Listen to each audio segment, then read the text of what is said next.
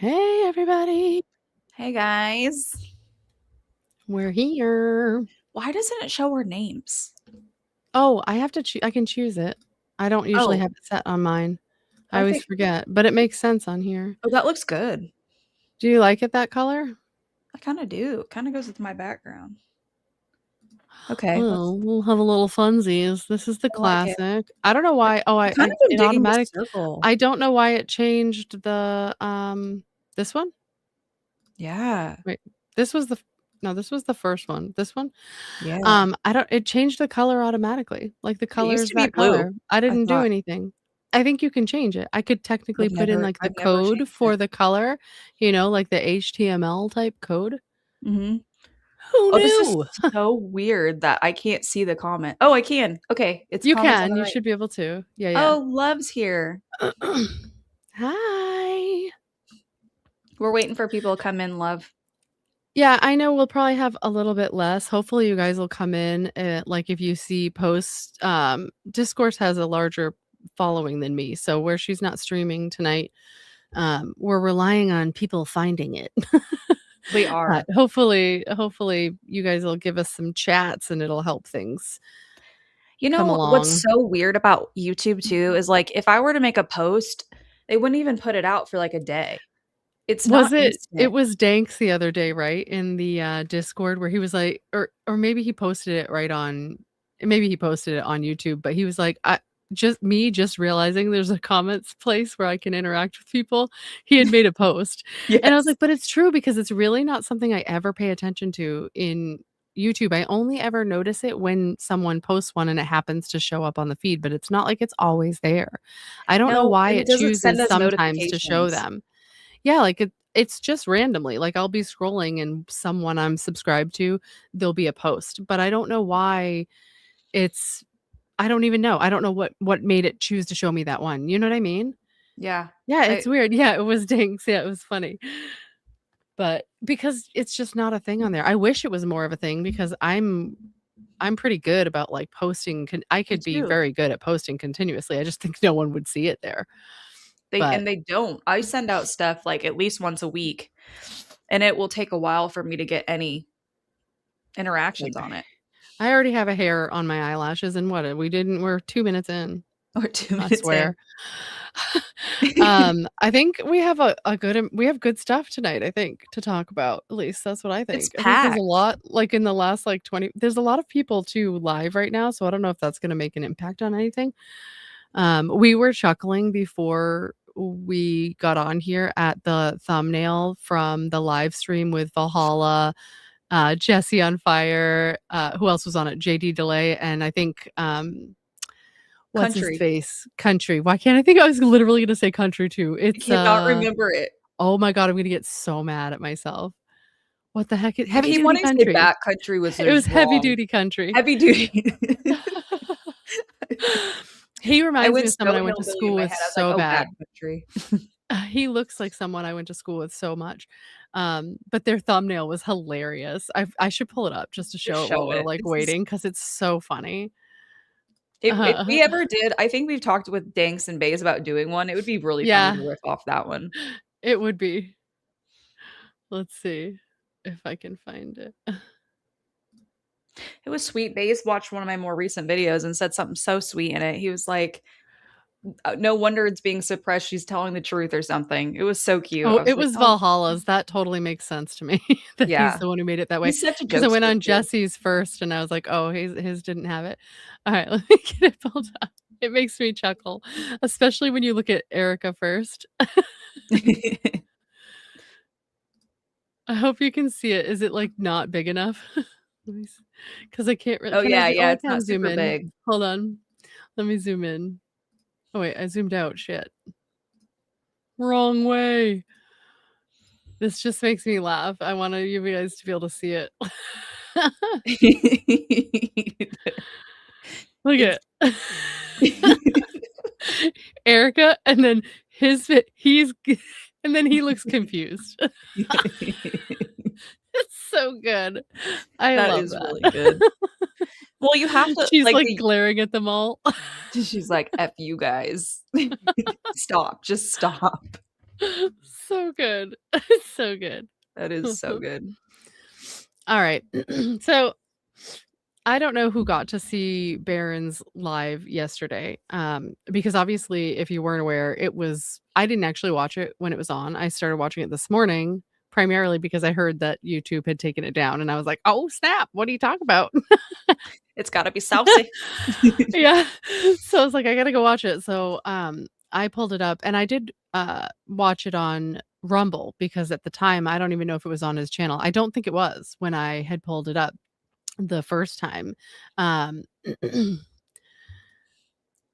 okay, so yeah, you missed it and you couldn't find anything. So I guess it's back up on YouTube. I did pull it up, and I'm actually glad that you had told me that, discourse because I wouldn't have known. I would have just gone to Rumble, but I guess what happened apparently was it was pulled down and then according to you, because I don't know where you heard that, but, YouTube had taken it down, and then some of the documents that he had shared, they, like, blurred out that part of the screen and then put the video back up. So, I don't know, I just find that really weird because Aaron I feel like said they it. never do anything like that.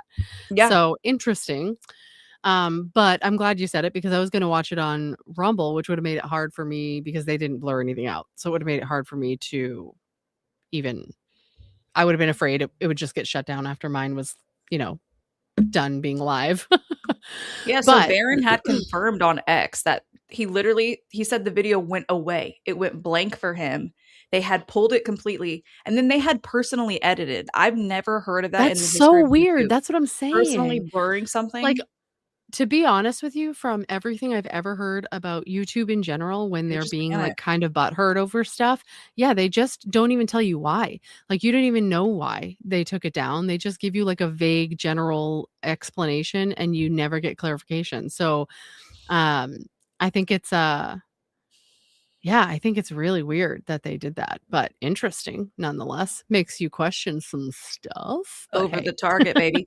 Well, the thing is That's when what they're I'm showing saying. this paperwork, it can't be something that is not privy to the I mean, public, he right? got it. Like, yeah, I feel and we've seen this kind of paperwork all the time. It's just the documents for, like, their company that they started. Businesses? So, Yeah. um,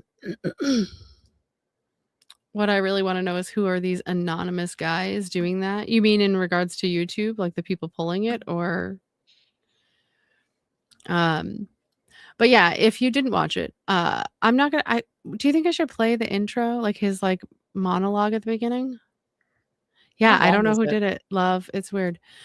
I'm not sure. I mean, they're usually pretty I could always play it at, like, twice, like, time like, speed and a half or Let's something. do that. I actually really liked this one, the only reason I bring that up because I really liked it. Um, he takes a story that a lot of people know and it's like such a good parallel to like what's happening right now with all the people who are so mad about people talking about Erica and her possible involvement in anything. And it's just a great example of why we need to question the stuff that we question. Specifically when we talk about stuff that's coming up in this episode with him because I'm going to have to try to be somewhat vague. There's a lot of discussion about I'm going to call it child Coordination? I was gonna say, like, commuting, you know, like carpooling, Yeah. something along those lines, because there's a lot of that Broad. talk in here, and, he makes a really good point, and because I'm not sure, like, what we'll see when I pull up the sections because I don't know how long I'll play it for depending on what we decide to talk about, so we'll call it child commuting, or carpooling, child carpooling, I think I like that. Like But he talks about that a lot, and he talks specifically about, companies that choose to create businesses that are geared towards providing support for these victims, which is a great idea, of course. But the reality is those are the people that we need to be critiquing more than anyone else because these people are victims already. They're already very traumatized. They're very vulnerable. And so, to act as if it's not appropriate to try and, criticize or critique the people doing these kinds of businesses is just ridiculous. So, but so let's see. I guess, yeah, I'll try and I can do it at speed and a half, I think. If it's like too crazy, because he's kind of a fast talker. I mean, I could just summarize it too if we wanted, but It'll be fine. I don't I think even. 1.5 will be good. Why isn't it giving me it as an option? Oh, there we go. We'll see how that sounds. All right. Let me share it so I don't pull a him.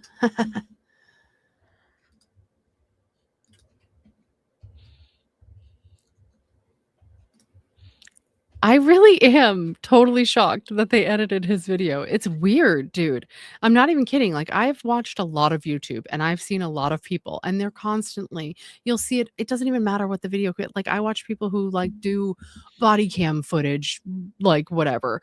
And they're like, I gotta be careful. I don't even know what set him off the last time. They just don't know. So the fact that it was like edited and put back is interesting for multiple reasons. Like, A, who did it? Why do you still want the information out there just without the visual? Like, you know what I mean? Was it someone on the inside who was like, oh, this is good, but just in case, let's do him a solid and like blur out the part that could potentially get him in trouble? Do you know what I mean? I think it's about money. Because Baron Coleman brings in lots of money for them. Lots of view times, lots of watch times. I feel like pulling down Candace. I mean, not to that same extent, but the amount of views he gets is pretty high up there on the YouTube algorithm. I mean, like, the people who have more views than Candace them is like Mr. Beast and PewDiePie, like way international people. But for this section in YouTube, that would be dumb. They would miss out on so much ad revenue. Yeah. And everything with them is he about money. live streams like Yeah. multiple nights a week for hours on end. Yeah. He brings The watch them hours on plenty that of are money. insane. The ad revenue, insane. You Yeah. can't, I mean, it would be easy for us to get pulled off. It would be very hard to turn down that kind of money, in my opinion. Yeah. All right. So I didn't queue this up, unfortunately, because today should be fun. Today should be fun. Guys, welcome in. Welcome in. Lot to do. Wow. We have a lot in store for you today, and I think it's an important show. I didn't want to oversell it, so I just let me get out of it. He does, like, he covers the little cartoons that people make of him. It's really funny, actually. He goes, look at how ripped they made me. Those shoulders. Like TRT. I love it. And it got a nice purple. On TRT, I love that. But go watch it. Go watch it. Fleet does a great job. Always has done a great job. Funny. Fleet's the one who made the song Useful Idiot. Oh, good. Yeah. Which I've played on repeat on Spotify a million times. This opening statement. Oh, okay. We were just about. Yeah, got it. I'm getting into this opening statement because I think it's great. Is it too fast? If I'm being humble, if I may humbly say that, I think it's fantastic. And more importantly, I think it has tremendous application to the rest of the show today. Tremendous. I think when he talks through this part, I need you to pay careful attention. I think too, because it's kind of like some of you will recognize the topic with my first two words. Let me get one more swiggle off of this tea before you go. Let's let him start before we tea number decide one. If we're gonna turn it back down. Here's your opening statement. Jerry Sandusky was born Gerald Arthur Sandusky in 1944 in Washington, Pennsylvania, perhaps a bit ironically the same hometown as Lori Frantzve. She was Lori Abbas at the time. Well, more on that later. Sandusky was one of the most prominent assistant coaches in college football history before his life unraveled in one of the most infamous and horrific scandals the sporting world has ever known. As a longtime assistant coach at Penn State. Side note, he really is so animated, and I love it. I was saying that the whole time. He's instrumental in. Kiki says it's a little too fast. Is there a 1.25? Or maybe. Let me see. I think there is, actually. Let's see. I think there is. It's hysterical watching him this fast. It is funny. Okay, we'll try that. Yeah, he is like cartoony, and I do love it. And I love his laugh. So, all right. And I love that he took Trump down. he just blacked him out. He didn't even remove him. He just put a black phone. It's fantastic. I think he needs to replace a Tucker Carlson. That's just my personal opinion. Thank you all. That would be great. Building the Nittany Lions defensive prowess under Hall of Fame head coach Joe Paterno. That's better. Sandusky's career spanned decades. He was known for his collection of accolades, his charitable endeavors, and a reputation as a mentor to youth. However, in 2011, revelations of his serial abuse of young boys shattered his image, leading to his conviction and imprisonment. Sandusky's early life was rooted in a family dedicated to community service and athletics. He was the only child of Arthur Sandusky, a Polish immigrant son who spent over 30 years directing youth programs at the Brownson House in Washington, Pennsylvania. Arthur managed recreational facilities. He founded the Pennsylvania Junior Wrestling Program, even coached a Pony League baseball team to a world championship in 1955. and was inducted into the Pennsylvania Sports Hall of Fame in 1989. His mother was an Irish Catholic homemaker with a coal mining background. At Washington High School, Jerry Sandusky excelled as a multi-sport athlete in baseball, basketball, and football. He led his junior high basketball team to an undefeated season and earned a reputation as a studious, popular student who, despite being the school's major sports star, avoided dating. Sandusky attended Penn State University and played defensive end for the Nittany Lions from 1963 to 1965. He graduated first in his class and got a Bachelor's of Science in Health in 1966, and later earned a second degree in physical education in 1970. In 1966, he married Dorothy Gross. Together, they adopted 6 children while also serving as foster parents. The family was described as traditional, with Dottie often taking a leadership role. 2 of their sons pursued football-related careers. John Sandusky became the director of player personnel for the Cleveland Browns, and E.J. Sandusky served as an assistant coach at Westchester University. Sandusky was active in church. He went to St. Paul's United Methodist Church and State College. It served to further bolster his image as a community pillar. However, later events cast shadows over his family, to put it mildly. One of his adopted sons, Matt Sandusky, alleged at Jerry Sandusky's trial that Jerry Sandusky abused him while he was growing up. Another son, Jeffrey, was convicted in 2017 of assault charges for abusing a minor. And those charges were completely unrelated to his father's criminal case. Jerry Sandusky's coaching career began fairly modestly, but he eventually grew to become one of the most notable defensive coordinators in college football. He started as an assistant to legendary coach Joe Paterno in 1966, eventually rising all the way to defensive coordinator in 1977. He remained in that position for 23 seasons until his retirement. Maybe what we should do after is, because I think I had mentioned before, my brother-in-law is from Newcastle overseas. Oh, yeah. Ironically, my husband is from a city called Newcastle here, but he speaks with a Geordie accent, and I have seen videos online where people tell you what they mean when they speak. Like, it's like, learn Geordie, and it'll be like a guy who walks in a bar and he says something, whatever, and it's like not words. It's not really words, but it's like, hi, how are you, basically. I would totally so watch it would that. be funny to watch it. It's like 2 minutes maybe, so maybe we'll find that after, because it would just be funny. Yes. I actually did not know this either, and I had known Jerry Sandusky's name. I'd heard of him, obviously. I think a lot of people have, but I truly had no idea about this. And it's really interesting because, like I had said, it really does tie to the whole backlash people are getting over having the gall to critique Erica Kirk. It really comes back to the reality that we need to be able to have constructive criticism and critiquing of situations that have been involved in serious things like this. So I'll put it back on, but maybe we'll find that Geordie accent video. I agree. I want to see that. Yeah. Retirement after the 1999 season. Under his guidance, Penn State's defense became legendary. He earned the moniker Linebacker U. His strategies contributed to national championships in 1982 and 1986, and he was honored as Assistant Coach of the Year in both 1986 and 1999. He authored several books on coaching and even wrote an autobiography in 2001, admittedly weirdly titled Touched, the Jerry Sandusky story.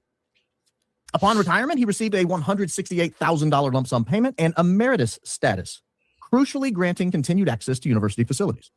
The privilege of accessing campus facilities at will later proved, to put it mildly, be awfully controversial. When he was coaching, Sandusky founded a charity called the Second Mile in 1977. The charity was founded as a group foster home for troubled boys in State College, Pennsylvania. That's where he lived while working for Penn State. It evolved into a statewide nonprofit organization that provided mentoring, educational programs, and support for at-risk and underprivileged youth. It aimed to prevent delinquency and poverty. The charity grew significantly. It served thousands of children through camps, foster care initiatives, and community events. And the charity did not fly under the radar. In 1990, for example, President George H.W. Bush highlighted the charity as a shining example in his 1,000 Points of Light volunteerism campaign. In 2002, U.S. Senator Rick Santorum awarded Sandusky and his wife the Angels in Adoption Award for their foster care efforts.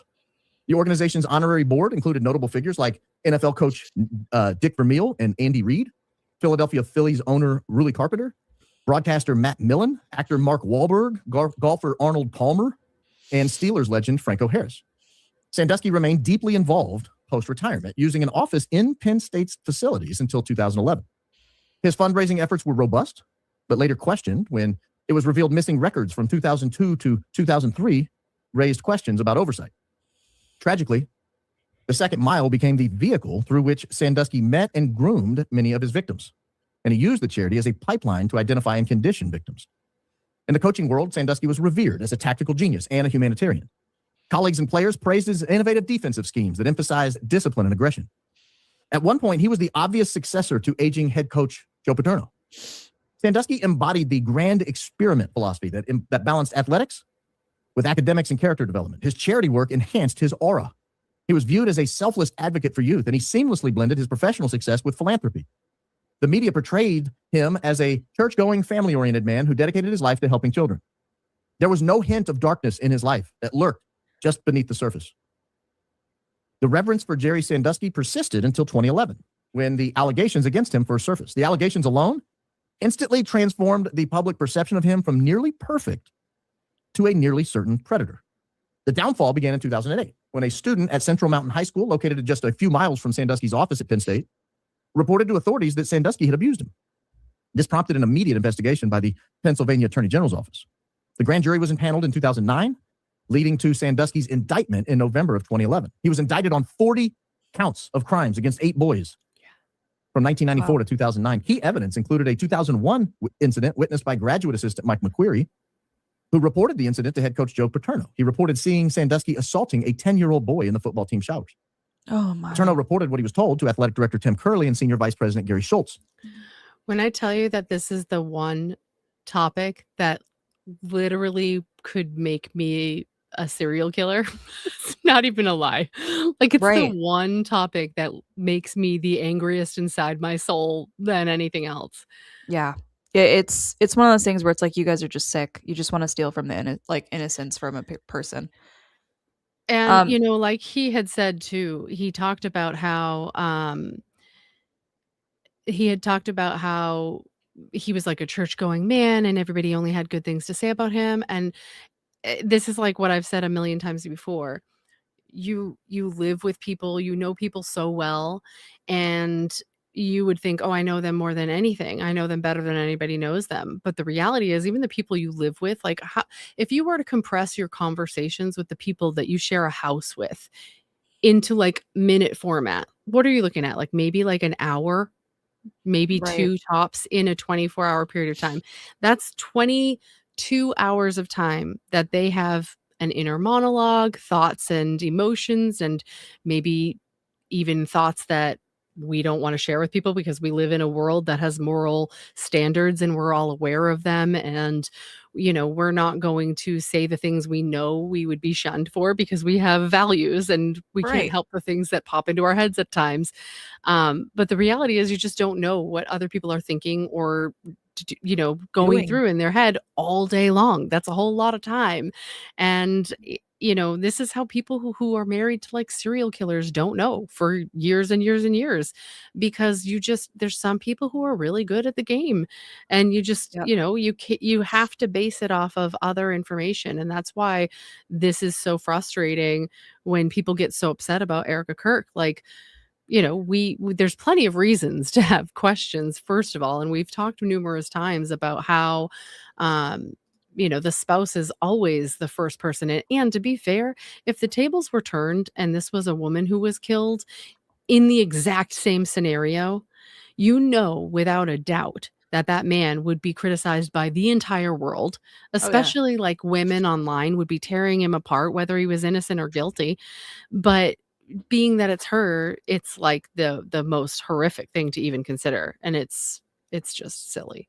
I agree. And I think they're giving her too much credibility when she, to me, looks like she's MK Ultra. So like you could snap her finger and she might do something. Like, I don't know. It doesn't make a lot of sense why they just have been like, oh, you can't criticize her at all. And actually someone asked if is it true they blurred Baron's face? Yes. The answer there, yes, they did blur Baron's face. What, in the portion that that they're blurred out, you mean? Yeah, and the portion they blurred out. I think they did the whole screen, right? There's a portion, I guess, when his face is literally on the screen. There's nothing else, and they just blurred it. So their software must have glitched. At least we'll be able to hear, right? The audio is still there, right? I'm pretty sure. Yeah, I'm sure there are signs, and we do. We talked about that before too. Same thing with like Charlie Kirk. We've talked about how, if you ask me, I mean, I'm not going to make any claims. I'm not a doctor, and I'm not diagnosing anyone, but it does seem like he could have possibly had been somewhere on the autism spectrum. If you've watched a lot of his stuff, you've probably noticed he had some tics, particularly with his face, almost like sort of like lifting his cheek and squinting one eye, sort of a thing. He did it all the time. And so I had noticed that already anyway, but knowing as well, just like how intelligent he was and all of that, a lot of those things go hand in hand. And that also comes along with, unfortunately, having a poor sense of judgment in regards to like people's behaviors sometimes. It's just a disconnect. And so to think that he could have been duped by, people, especially someone he loved. It's not, I mean, we could be duped and we don't even, most of us don't have that disconnect with, you know, people's behavior and whatever. It's already blinded when you're in love. Yeah, you can totally be extremely smart and almost everything else be socially stupid. We know people like that. I'm sure everyone does. Like you could be super good at a million things and have one thing that's like your This is Achilles great. heel. I absolutely love those videos of him. Oh, They're yes. so Yes. good, but She's right. also for sure super autistic, yes. Like Because that who just can like also really say quick that? being able to I Yes. thought that so many times, like, no way would my brain just go, "I've got one," especially when I'm asked. The second I'm asked, I'm like, "Oh, everything's gone now." Yes. Exactly. I can't be put on the spot. They might be trying to stop people from cutting and posting clips to this video. Good call. They could be, yeah. They might But be. it should be publicly recognized information. Like Baron's not going out here sleuthing from the FBI itself and like taking like that would be, illegal. So whatever he's posting for these documents, they're just trying to make it hard for other people to verify it. And My I also opinion. think even if he had like an in to get the documents somewhere, I feel like he's the kind of person who recognizes that people are going to do it, and I just don't think he would grab something that isn't public already because he knows someone's going to find out he got something that wasn't you know what I mean? Like I feel like it would just make people look at 100%. him wrong. Charlie's mannerisms, I assume. Yeah, there was a lot of things that I felt like were, you know, indicative of like Asperger's, I guess, if you want to go there. But yeah, Yeah, high I functioning, feel like it whatever. was, yeah, yeah. I feel like it was really obvious. So I'm not surprised at all if he was, if he missed cues that some of us might have picked up on. And who knows, maybe if there was a big elaborate plan, maybe the people who planned it already knew that too. Yeah. Like even easier. He seemed high trust, and when you have high trust for other people and have general goodwill for them, you don't assume they're gonna bamboozle you, play the long game, be with you for however many years, and then flip the switch on you. It's not a Yeah. normal thought process for people. Maybe for all of us Mhm. now that we're so like black pilled or whatever you want to call it, just to the government. But like I back then know. when he met Erica, no way. No way. And Israel wasn't doing all this crap that they're doing now. It was very all hidden in the background. I know there's a bunch of truthers who see that stuff and they saw it then, but it really wasn't in your face like it is now. After October 7th, a lot of things changed. So I think Yeah, people have to remember the I agree. environment. I think It that was was before COVID even. a very big turning point, no pun Yeah. intended, for No, everyone was it October was. 7th for sure. Well, and then there was Um, COVID too, and he had met her before all that. Like, those were 2 really True, big that's true. mindset Yeah, changes in the yeah, American people. Like, okay, our yeah, government really does hate us was COVID, and they're trying to lock us up and burn all of our small businesses. And then, the October 7th, like, we know false flag totally let these people into their country. Charlie Kirk said it himself. He was like, "That's a state the size of New Jersey. They have armed guards everywhere, and it's a surveillance yes. state. Makes no Yeah, sense." I mean, what do So you he say? You wasn't can take a stupid. helicopter 45 minutes across the entire place. Yeah. So why did it take them so long to get people there? Gee, I wonder. Oh, this is totally unrelated, and I'm just bringing it up because I'm thinking it now, and we should dig after. Maybe I'll just go right to the next part here. We've kind of gotten the gist of the opening statement, but, Yeah. um, did you hear I saw something, someone posted somewhere, and I'm sure it's probably baloney. This is all, not verified information, allegedly, whatever, that supposedly people are talking that Netanyahu was killed. I heard that, but I didn't. I don't. saw I it in didn't a see post anything today, verified. and I was and it was like saying, yeah, nothing's been verified, but that I thought people I had heard his been saying brother it. was. And I was like, They say Satan Yahoo, and I'm like boy, that obsessed was with that. Satan Yahoo is pretty good. Yeah. I love that. Like, yep. And Poopstein and Satan Yahoo. I'll go for that. I like that. Me too. 9/11. Someone said 9/11 in the comments. Mind you, Charlie during 9/11 was little. Like we were in second grade. He was my same age. Yeah. Yeah. I was 16. So most people But yeah. George Zinn was there though. 9/11. Yeah. And at the Boston bombing. Although if we want to be weird about it, I was in New York on 9/11 and my sister was in Boston on the Boston bombing. Uh-oh. You guys have incredible luck. We're a statistic. My mom's like, you guys need to cut this shit out. Right. Sorry, Stop being Mom. unintended spooks. So funny. All right, let me see if I can find where this ends, and I can probably put it back to like normal. Oh, There we go. We're there. Right at the beginning. I'll probably put it back to normal speed now so that we can. A lot of what looks like hiding stuff. What looks like play, sir. We'll get into it. I just want you guys to know kind of where we're headed. Why is it not letting me? It doesn't let me. Hold on. And I want to say there was a viewer on the Discord. There we go. That sent Daisy some information about the name of an organization Lori Frantzve had opened in 2020 called the American Center for Freedom, but she had done it strangely, weirdly, in her maiden name. And we don't know.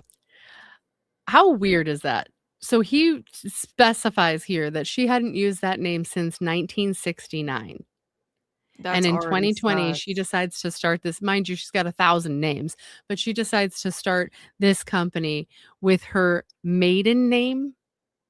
What's funny is too, if you've ever applied for a business, you can see how you can do it because all you do is like send in your information and then it gets approved in like a day. Well, so I'm not even surprised. When I was watching this initially, I was watching it while I was getting ready for the day because, like I said, my week is kind of chaotic. So I was like getting ready actively. So I may have misheard, but I also think that that he says that on like the paperwork that talks about like who works for the company that she used like her regular, like Lori Frantzve.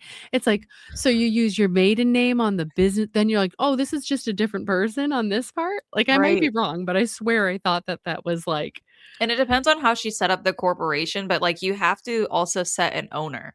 So what did you do? Set an owner and then set employees or a manager? Because you can do like, you can do your owner and then someone who also helps manage managers and they all have like different roles. You know what I mean? You can have like a treasurer or whatever. But like, yeah, I think that anyway, there is one in particular person. Well, there's two, but there's one connected to this business that he's going to go into. And this is what made me go, holy crap, to all of this today. I'm just looking there. Okay. All right, let's keep going here. Why? But it allowed the charity to go under the radar because nobody was looking for anything formed in 2020 under the name Lori Abbas. Everybody was looking for things under Lori Ginta, which was her married name, Lori Frantzve, her professional name. I mean, she hadn't used Lori Abbas since 1969. She got married in 1969, did away with Lori Abbas, and has not used the name since, except on this organization. So I'm going to roll through these. I want you guys to see what I see on these documents. I want you not to take my word for it. Just kidding. This is the formation document here. But you'll hear him talk about the American Center for Freedom. The American Center for Freedom. Although it does make me wonder if they cut anything too. That would be weird. We're going to come back to this guy. This was filed by a guy named Jaco Booyens. I don't know if you can see that. I'll try to make that guy is part of who we're talking about tonight. This Jaco Booyens, whatever his name is. We'll come back to him. Every time he says it, I think of Booyens. He's going to play a big role in today's program. We'll get there. But here you have Lori Abbas, director number 3. There she is. You also have John Duplay. There she is, guys. See it? And we'll get to him in just a second. And don't forget, all the way down here, we have Donald Trump. We can try to analyze the. We'll get to him in just a second. But this is 16th. This is on a the side. nonprofit corporation formed in the state of Texas, the American Center for Freedom. You know what's weird is that the name Mark Devlin sounds like Mark Levin. Like these people have names. You're right. That sound so close to each other. And it is Actually, not a coincidence. Everyone think about that's really that. interesting because when he talks about someone who is working for this, and I believe she works for TPUSA, he'll say that. But that girl got married, and did you hear that part earlier? Wait till you No, hear it here. I'm Oh, ready. wait till you hear it. I was listening and like kind of fell asleep while I was watching this because his And voice it's was so Lori calming. Abbas. Very strangely, Lori Abbas, not Lori Frantzve, not Lori Ginta, not Lori, any of her other names. Can't remember them all off the top of my head. There's a lot. And as you probably will not be surprised, the American Center for Freedom, as so often happens with Lori's entities, the American Center for Freedom is shut down. Is this by the state of Texas for a tax issue. Secretary has received we were allowed certification to from the step her. Comptroller of Public Accounts the therefore of the Texas Tax Code, indicating there are grounds for forfeiture, of the taxable entities charter. And so they shut it down. So it was only open a couple of years. But in those couple of years, they raised quite a bit of money. Oh, it's weird looking there. So who are these people? It like Who barely all's involved floored in this? him. Well, we know Lori Abbas. We've been talking about her. That's better known as Lori Frantzve. But if you'll remember, the other directors were a guy named John Duplay. Who's John Duplay? Well, I've got his YouTube needs LinkedIn better page right here. editors. So John Duplay is the VP and FSO at E3 Tech. You'll know E3 Tech is one of Lori Frantzve's companies. Suspiciously doesn't have a photo. Crucially, he's in Arizona. Lori's in Arizona. Marie, you're Duplay the is best. in Arizona. There was another name, Donald Hoffman, who was the organizer of this endeavor. Donald Hoffman is There it is. also known to Lori Frantzve by way of yet another LLC that she opens here. Oh, E-Force Oh. One. E-Force One. Donald Hoffman right here. Donald Hoffman here. Your principals, Lori Ginta, Michael Mallory, Brian. The hilarious part is he's just saying what's on the paper out loud. yes. Yet they've blocked it out. I'm wondering if there's other information that I could look on Rumble. If there's other information on there that maybe like personal information that they didn't want people to see, like an address or something. Like it makes me wonder if that's why they just, because obviously he's just reading off the paper. Right. So if it really mattered, I'm not really sure why they would do it at all. But there is a name he mentions on here too, and I don't know if I heard it or if he covered it. And he said I thought he said he would, but the person he mentioned, I swore I had seen on the business documents in another video relating to TPUSA, but I could be wrong. We'll see. Kennedy, Donald Hoffman, and Lori Frantzve. Curiously, not going by Lori Abbas on this document. This was filed in the spring. Oh no, it was the Donald Hoffman guy. And I'm pretty sure he does go over it. And I don't think it was who I initially thought, but I definitely heard him. I heard the name before because I saw it and went, hey, I've seen that one. Spring of last year, spring of 2025, about a year ago today. So crisp. This was filed about a year ago. E-Force One LLC. We don't know what it does. Turn the We sharpness just know down it on your exists, and we know camera. this Donald Hoffman is connected to Lori Frantzve through that entity. So just to show you where we're headed, we have this charity. It's a nonprofit in the state of Texas, American Center for Freedom. But everybody involved in it, except for one person, is based in Arizona. One of them goes by Lori Frantzve in real life, but on this document, for whatever reason, she goes by her maiden name that she's not gone by since 1969. So let's go to their 990, because this is what you do when you look at charities. You look at their 990. So what were they doing? Were they raising any money? They were shut down for a tax issue in Texas, but were they actually raising any money? Well, yeah, they were. This is the American Center for Freedom right here, Arlington, Texas. We got Jaco Booyens here. If we slide down here to page 8, we can see that they actually have staff. They have staff. They have somebody named Erin Elmore, who is the executive director, but she's only working 15 hours a week. We're not sure what else she does, but she's making, $37,500. And here we see the board members, That girl. Jean Duplay and Lori Abbas, still using the maiden name for some reason. Doesn't But John if you look at Clay this, sound they were French? raising around $300,000, give or take, right here. Total revenue, Someone tell me the French $300,000. in the comments. They spent about $171,000, give or take, which means they had a little money left over at the end of the year. No word yet what happened to that money. No word yet where that money was spent. The 990 is pretty vague, but at least we know they're filing taxes. This is something that, or filing tax forms. This is something that Romanian angels, everyday heroes like you, has never done. They've never raised or spent more than $50,000, whereas this organization raised $300,000 the first year.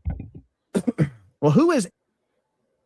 So Romanian Angels, he's referring to the orphanage or program or whatever that Erica Kirk had run. What that was like 2013. He's trying right? to say though that they didn't make enough money to even he said you have to file. make 50,000 or more, I guess. So Good to apparently know, not. but still weird. You know, when you're like, that doesn't track, in my opinion. It is interesting. How can It you is run interesting. something like Yeah, that I and not guess. make any money? Yeah, and you're You're going running it overseas. basically through the Air Force too, like a huge, you know what I mean? You would think that would be something like, you know, like I feel like that would be the kind of thing that would be on like tons of stuff as like automatic donations, like websites and different companies. Like if you want to support this through the Air Force, you know what I mean? Like, I feel like that would be one of those ones that people would promote. Like, Good point. who knows? To contractors. Erin Elmore. We met Erin Elmore. She is the executive director of this entity. Who is Erin Elmore? And how does she know Lori Abbas? Well, here's Erin Elmore right here. She is on the TPUSA page. She's listed as a contributor, the executive director of USA Strong. I don't know if you guys can read that, but she is the executive director of USA Strong, a grassroots organization looking to rebuild America's middle class. And she looks like she writes some articles here about the Supreme Court, about, you know, whatever. So again, this girl works for Lori with this new company that we're talking gender about. rights and all. I mean, just TPUSA. you know, routine red meat Keep that for in right mind. But she is on the Turning Point USA page, meaning she's some kind of. Mind you, she also, like with this company that they're covering here with Lori Abbas or whatever, it stated that she works 15 hours a week. She's paid 35-ish thousand a year. That's actually kind of steep. Yeah, for 15 hours a week. Yeah, actually. But even thought then, about that. I'm like, that's so actually she's decent money associated for. with this company, and then she's associated with TPUSA. I've never heard of this girl. But take a look at what he talks about with her wedding here. It's interesting. I'm ready. A contributor. That's what she does. What is she doing today? Because we know in 2020, she was serving at least part-time as executive director of this new charity that Lori Abbas, Lori Frantzve, going at the time for some reason by Lori Abbas, had opened. I always want to say Frantzve. With a few other people. What is she doing today? Would you be surprised to know she is now running under a new last name because she just got married? She's now running the Director of Art in Embassies at the U.S. Department of State. I didn't know that was a job. But apparently the federal government, your tax dollars finance an entire department dedicated to making sure our embassies around the world, 100 and however many of them there are, close to 200 of them, have good art.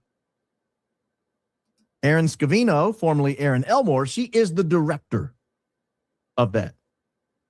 It says here she's an attorney, a journalist, and a philanthropist. I don't know how you become a philanthropist in your 20s, early 30s, but she has. You know who else is a philanthropist? Erica Kirk. Erica Kirk. That's right. That's right. She's also listed from time to time as a philanthropist. I wish someone would class. call me that. Good job. There'll be a test at the end of this. There's a quiz.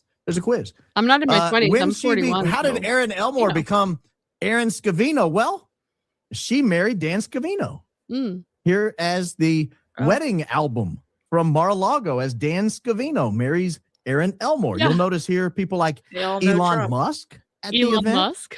Laura Trump. That's Stephen Miller here, an aging and slightly portlying Steve Miller. We got Marco Rubio here in oversized shoes. There's Marco Rubio. That's right. We've got Pete Hegseth Donald Trump Jr., the president of the United States, in a halo. So this is a big deal. This is not a small wedding. No, it's How not. many of you can say not? So this girl we haven't heard of once, right? I don't know about you. I haven't heard about this girl once. Never heard her name in my life. I mean, maybe her husband is someone, apparently. I don't know who he is. If anybody knows, let me know if you've heard of her husband. What was it? Dan Scavino. Scavino. Literally, like everyone who works for Trump's administration was at their wedding.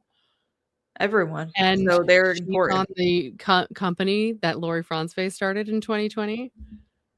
Right. And she works for TPUSA. The only person we're missing in there is Epstein, but he was already supposed to be dead. mean, I feel like that was like a crazy guest list. I mean, he goes on here too to say, like, do any of you know anyone who's had the president at their freaking wedding? Like, I believe that, like, the president, Marco Rubio, and all these people have real jobs, right? But I really do not believe this Aaron girl has a real job. Like, an art thing. Well, like, what do you get do? Out of here with do you push a pencil every day at a desk and they just pay you? Like, what is that shit? Marie. Moonchild, I'm glad you're here, by the way. I didn't scroll down and I just Is that what's in the photos? Oh, well, I think we were talking about how do you get those jobs? Oh. That's good. She must coordinate all the sparklers and glitter at the embassies. Okay, this says Scavino is the deputy chief of staff. They did him a good one. So he is an admin. Oh, I haven't seen that. So he is someone. Interesting though, isn't it? You sell your soul, Marie. I was gonna say, how do you become a philanthropist? I don't know. Apparently, you get a real estate license, you sell one property, you buy a business and print some stuff on some t-shirts, probably through like Printify, and you're pretty much halfway there. You manage Epstein's apartments where his victims live, all crammed in one spot. That's how you do it. You go to Israel and like decide to find a husband. You touch a wall, kiss it. This could get worse, Marie. We could keep going. I'm sorry. I don't know if that was what you wanted to hear, but that's what we've got. All right, let's keep going. Only the president of the United States came to your wedding, but the sitting Secretary of State, the sitting Secretary of War. That's a big wedding. But that's who she is. That's who she is. But you have to ask yourself in a situation like this. You can't just accept everything at face value. How do we know that? Look at Jerry Sandusky's charity. It looked good at its face. On its face, it was a guy wanting to help out kids. My goodness, who could be against that? Well, we've got to ask who all these people are involved in, because I don't trust Lori Frantzve at all, especially when she's going by Lori Abbas, a name she hasn't used in 31 years. So we had to look at who is Jaco Booyens. Jaco Booyens. Now, don't get Jaco confused with the city Jaco that we talked about in Costa Rica last week, where there's all kinds of transportation of minors. Let's not talk different Jaco. Carpooling. Different Jaco. This is Jaco Booyens. Who is Jaco Booyens? Well, a couple of things you'll notice right out of the gate if you go searching for him in any capacity whatsoever is he is a frequent speaker at TPUSA events and has been for quite some time. This is Jaco Booyens talking at the Student Action Summit in 2018. It's right here on the thing. I'll let you listen to him for just a moment. Those pants are a bit tight. He goes on in a second to say, like, he's just, getting information about the guy, but there was just something about him. I was like, there's just something about him. Like when you watch it's just, you look at him and you're like, ew, Yes. He gives vibes of, what was that dude? I'm not gonna be able to think of his name. I'll think of it after, but he gives what he looks like with his outfit? He looks like a Deepak Chopra type. Like their pants are just too tight. Like this guys, size up. He reminds me, he gives me Josh Hammer vibes. Like that, just like ew, like just I don't know, ew. All right, it's quiet. Let me tell you something. When a 15-year-old It was sells quiet on sex Baron's 15 video. times a day, that's no longer a human being. I don't know if you can hear that, so I'm going to stop it. But that's him talking in 2018 on the at the Student Action Summit in. I think the Student Action Summit's always in Florida, right? It's got palm trees. To just confirm, this is the other individual that started this company with Lori Abbas in 2020. That's who this guy is that we're talking about. Just so that people, because we stopped a bit there. So. Surely it's in Florida. He was also speaking at a TPUSA event in 2019. This is a speech at the Jewish something summit. What's this called? Jewish Leadership Summit. The 2019 TPUSA Young Jewish Leadership Summit. I didn't even know there was such a thing. Shows how little I know. But here is Jaco speaking at that. Let's see if we have better volume on this one than we did in the last. 1,000 American kids per day, today, sold for sex. Not immigrants. That's a whole different number. Today, in New York. Now, you'll notice he's wearing like a yarmulke back here. I don't know if you can see it. It's a blue one. It's a Turning Point branded yarmulke. Or kippah. I'm done. I'm not sure what they call it these days. You're going to learn in a minute. This guy's a Christian pastor. He's not even Jewish. He's a Christian pastor. Stop it. Isn't that crazy? No, he's Jewish, posing as a Christian pastor. It doesn't go the other way around. Oh, no. Shh. Stop it. Stop calling out the obvious truths. Like, come on. Turning Point branded too. Get out of my face with that. Like he borrowed it for the day. Why did you sign off on this, Charlie? You get 1 point deducted. I'm sorry. The fact that you had this printed, my guy. That's a simp move. That is a simp move.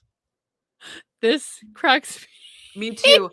That's when I laughed. Did you see me hold my face? And I'm like crying. Because I was watching. I wasn't paying attention. That's hilarious. Marie, I've never seen you in our chat, but you need to come back. I'm so excited about it. Please subscribe to both of our channels. Please.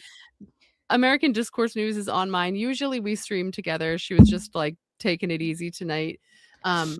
We do have a weekly stream that we're starting Saturdays. So if you guys are enjoying what we're covering here, we'll be weekly on Saturdays together, and we'll both be streaming simultaneously. But if you're not following her already, for sure, look up her channel. We'll tag it eventually once we're done and everything's loaded here. But you're in Dank's Discord.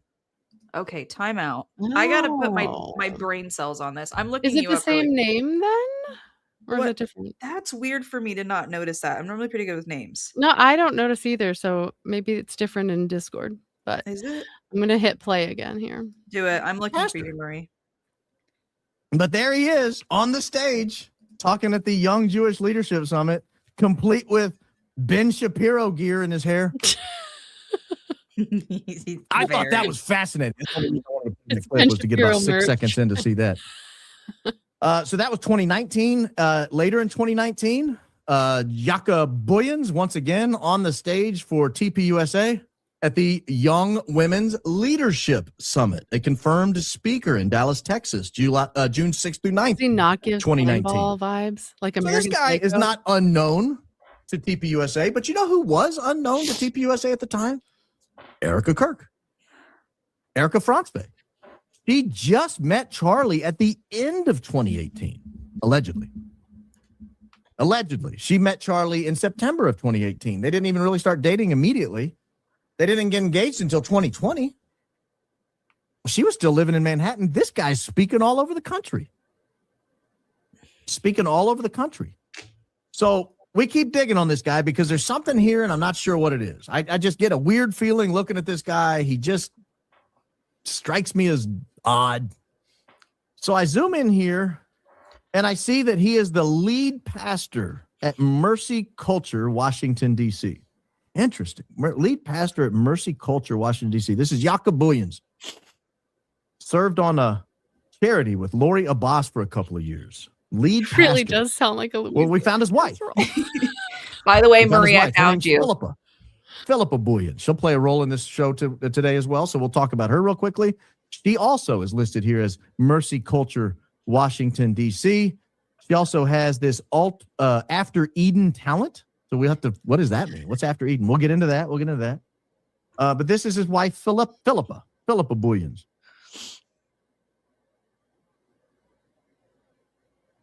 Mercy culture. What else do we know about Philippa? Would you believe it? What's mercy I'm not culture? sure. It feels like a made-up Christian slang. So the company that he's going to go on to say that they have like a film company, and it's called After Eden, whatever. I don't even remember, a film studio, whatever. It gives me weird vibes, that name. Is it me? After Eden? I don't know. For me, I get like nighttime vibes. You know what I mean? Culture. Nighttime video vibes is what I get from the name. Is it just me? And then I was thinking, I don't ought to, for those of you who don't know, I am not particularly religious in like a formal religion type sense. I believe in God and I have my own beliefs, but I know you are well versed in that. And to me, like the Eden part of it, I thought was just weird. And like After Eden, is that something you could connect to any type of like biblical something? It feels weird, right? I don't know. I just feel like it's just not a normal phrase you would hear after Eden. It's like everything is after Eden. It's weird. I don't know. It's just weird. After dark. Yeah, that's what it does give me, Marie. After dark, that's what it gives me too. Like weird vibes. It's like the Make Heaven Crowded thing. It doesn't really like that's like a cult sign. Like Make Heaven Crowded. What are we all, Charles Manson? Drinking the Kool-Aid and like everybody saying goodbye. After Eden sin arrives. Is this just church speak that I've never heard? I mean, I've been to quite a few churches. I mean, I've even listened, like, swear to God, guys, I've listened to like Stephen Furtick, and he's never even said that stuff. Like, I mean that. Like, I've listened to him, and he says some stuff that you're like, that's probably hearsay. That's a good that's point. what I was saying. But I've never heard anyone ever say that. Just the connection of using the word sin, I think, is interesting. But it does give me those vibes. The name, I just feel like it's weird. Yes. I don't know. Moonchild said it. Totally sound. Yes, that's exactly what it gives me for vibes. And it's interesting when they go on to talk about he's going to show a clip of this guy Jaco talking on the Steve Harvey show. That part of this is crazy. Okay, so if you didn't get to watch this earlier, hold on to your butts. Yeah, buckle up. He is. Yep. That Lori Frantzve goes into the charity business, and the guy's wife that she's in the charity business is in the models and talent business. She's the associate director at Advantage Models and Talent, if LinkedIn can be believed. Well, now I got to start asking questions. What the hell's going on here? Why is everyone around these people in the models and talent business? If you watch Candace tonight, she had a great question about that as well. If not, watch it later. It was a great episode. Why is she an associate director at Advantage Models and Talent, Philippa Booyens? So that's one LinkedIn page. She also has another LinkedIn page where she doesn't mention the models and talent, but she does mention being in the movie business. She is the creative director at Eden Pictures. It says so right here. Philippa Booyens, creative director at After Eden Pictures. Who does this remind you of? In the modeling business? Erica. Creative director, casting director, whatever. Starts to look like a lot of the women hanging around this crew have a similar profile. You could close your eyes and look at their past, and Erica Kirk and Philippa Booyens kind of have a similar background going on. What is After Eden Pictures? Let's go into that because this is obviously showing up. So what is After Eden Pictures? After Eden Pictures, I don't know. He just is a film and television. Like a Twilight. Jacob Booyens here is the president and CEO. Excuse me. Philippa Booyens here is the writer and creative director. There are a few other people I've never heard of. They're here. all Dan Twilight Funk, headshots. Katie Walker, Crystal Funk. I'm assuming Dan and Crystal might know each other. But this is this film and television. You start thinking, okay, models, film and television. What is it? Again, it's starting to sound like Erica Frantzve. You know, she tells everyone she's a, what'd she say? Agency represented model, an actress, a casting director, even though there's really no evidence she was any of those things. And then I found this really weird clip. I got to play this clip. So weird. Seriously. I found this really, really weird clip of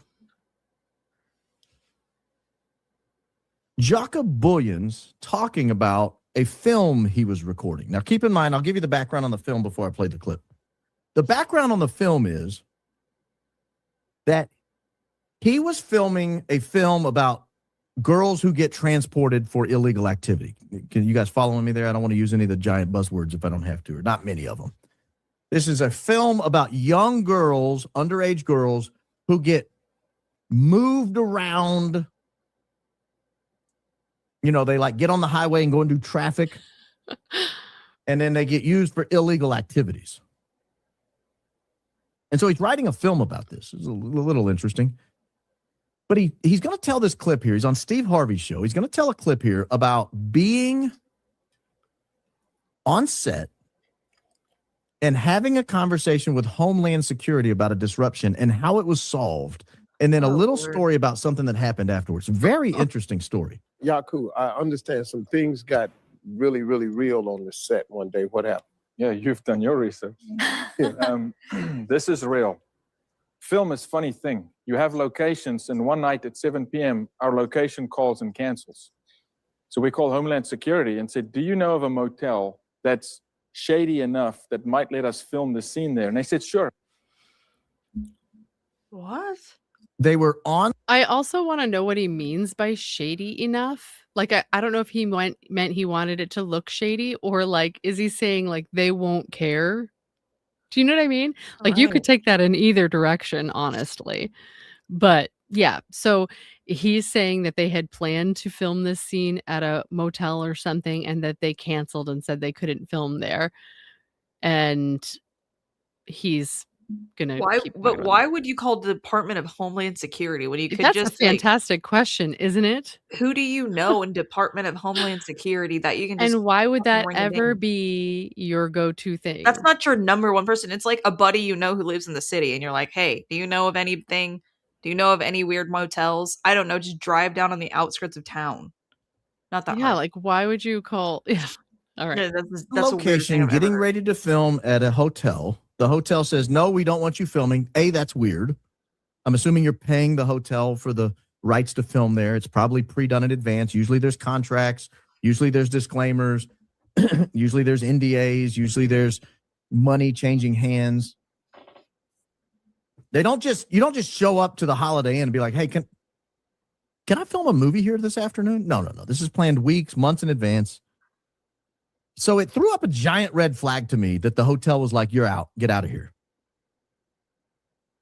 Because in my mind, when I hear that, I think, did the hotel think they were doing something illegal?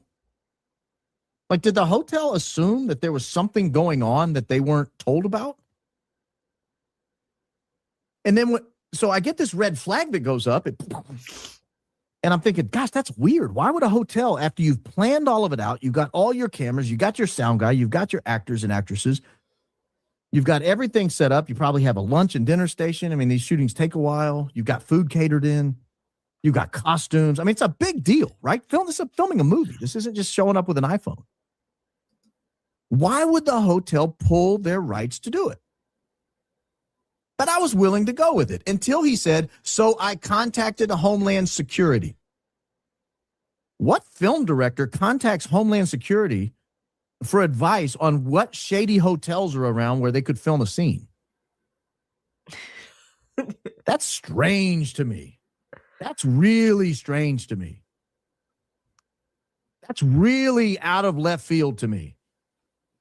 And I start thinking maybe my initial suspicions are right. Maybe there was something weird going on. But I'll let him continue because it gets even weirder, believe it or not. We do. We're busy shooting this scene. Nicole is inside the motel room, and that's a picture of it, yeah. And Homeland Security gave us 7 operatives. Homeland Security gave them people to act in their movie. I've never heard of this. Has anyone ever heard of a weirder story? That's what I'm saying. anyone I ever heard this. heard of I'm a listening weirder to this thing? morning, and I was like, "What the fuck is going on?" Also, his It face gets is just it giving it guilty. gets crazier. I It gets can't with crazier. this. Like, yeah. Homeland Security about this movie he's shooting where one hotel apparently got so spooked they were like, nope, we're done. Nope, we're done. Get out. Get off the property. You guys are out of here. So he picks up the phone and calls Homeland Security. Not only does Homeland Security say, yeah, there's another shady hotel down the street, and we'll send some officers to help. That's, guys, it gets worse, believe it or not. Real Homeland Security operatives from Special Response Team. So they lined up on this door. They're going to bust this door open. I get a call from inside. Our camera operators say, listen, we got to make a change. Don't yell action yet. And these 7 operatives stepped back, huddled up, and walked away from the film set. And it was like slow motion. I'm watching, we're filming at room 117, and they go to room 113, and they line up. And I'm thinking, they're going to break the wrong door. I didn't pay for that door. I paid for this door. Right. Yeah. But I don't say a word because I'm confused with what's happening here. And they blow the door open. What happened was, as they were lining up on our door, about to film a rescue scene in the movie, they got a call from head office saying that a girl they've been looking for 16 months, what is at the Texan Inn at room 113. They need to act now. So that's what they're filming. And Homeland Security goes there to participate in said film. But when they get there, they get a call from the head office that says there's a girl in room 113 that is being child carpooled. Yeah. And has been missing for 16 months. And they break down the door and save this girl. So convenient. Baron goes on to say how weird is it that they were 4 doors down. However, seems if oddly we're talking convenient. about a motel, they're really only like a door down or maybe 2 because the opposite side is usually the opposite numbers. So if they're 117 and they were 113, then there was only 115 between them. So that's how close together they were. It's not like they're a film crew there who probably had more than one room and tipped them off. Yeah. Another thing is, guys, we have like 85 people watching. Please hit that like button. We've got 20 likes. If anyone can slam the like button, that tells the algorithm to keep pushing us out. We appreciate you being here. Please like and subscribe to both of us. We are both trying to grow our channels. We only speak truth as we know it. So anyway, thanks for being here.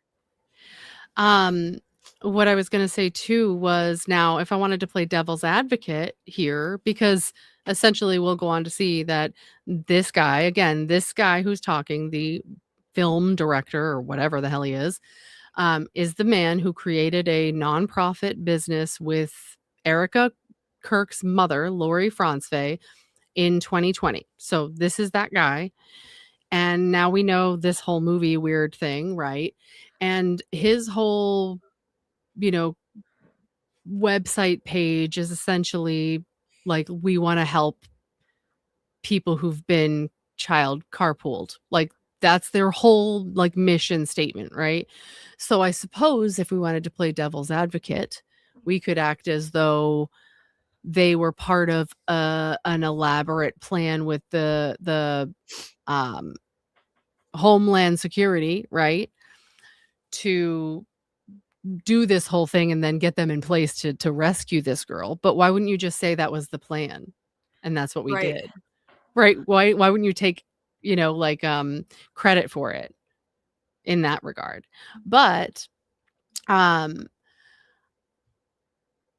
I will say there's even more that gets crazy after but wait, this. There's more. But wait, there's more. Like, Zero's here. Hey. Sub-Zero, my guy. All right, we're going to continue. Isn't that just peachy? Isn't that the strangest set of coincidence you've ever heard in your entire life? That's just the strangest set of events I've ever heard. I saw that clip and I thought, man, I can't believe he's telling this story. Unless, of course, he's trying to get out ahead of a story by telling the story. But this is the strangest set of circumstances I've ever heard. To recap, they're filming about underage children being moved around illegally for illegal purposes. Crazy. The connection. They get kicked off of a hotel property that they've obviously paid to access. He just said we paid for the hotel door. So obviously it's all contracted, all prepaid. They get kicked off the property. Obviously something weird's going on, in my opinion. They pick up the phone and call Homeland Security, of all people. And not only does Homeland Security recommend a new site for them to shoot, they send 7 officers to act in the movie. Is this something Homeland Security does? Homeland Security is going around acting in movies now? Our taxpayers are going for the commercial enterprise of being paid actors or being free actors? It's a real thing. And then while they're there, they go, oh, wait a minute. There's a sex trafficked girl right there. She's right there, 4 doors down. Weird. This is really weird that you're filming here and it's also happening here. And they know about it. Yeah, and this was all done on short notice, by the way. They just happened to put it all together. Like the amount of coincidences in that one story are like, I'm sorry. What? You just can't. You can't even make it up if you tried. Like zero, even if I wanted to. I mean, he just summarized it if you were here for it. But even if I wanted to, I don't think I could at this point let you know what you'll have to go back, sir, and watch, or we can chat after. But yeah, if you didn't watch Baron's live stream from last night, it's pretty crazy. I think Baron's still going right now, so I wonder if after he finished, we'll see some of those. I know. I was actually surprised that he was. We kind of waited a little bit longer to start just because I knew there were so many people live tonight, which it's the thick of Thursday. I don't know. It seems like there was a lot of people. Everyone. And then because then Jesse and Valhalla and all them were together on a live stream. So that's like weird. They don't usually do that. Anyway, no, I agree. I saw that and I thought, all right, I got to tear this guy down to the studs. I got to pull the drywall off. I got to look for mold, mildew, termites. We're going all the way in on this guy. Something's wrong with this guy. And I want to know, A, who he is and why Lori, a boss, is using her maiden name to hook up with this guy, to form a charity with this guy, to serve as a director of a charity for this guy. She doesn't live anywhere near him. They have no connection that I can tell. Other than they both seem to love to be around charities where these types of endeavors are being investigated or being helped or being assisted or being around. Remember the Jerry Sandusky charities, right? You got to start asking questions when people continually pop up in weird situations, particularly when weird things are happening around them while they're in those weird situations.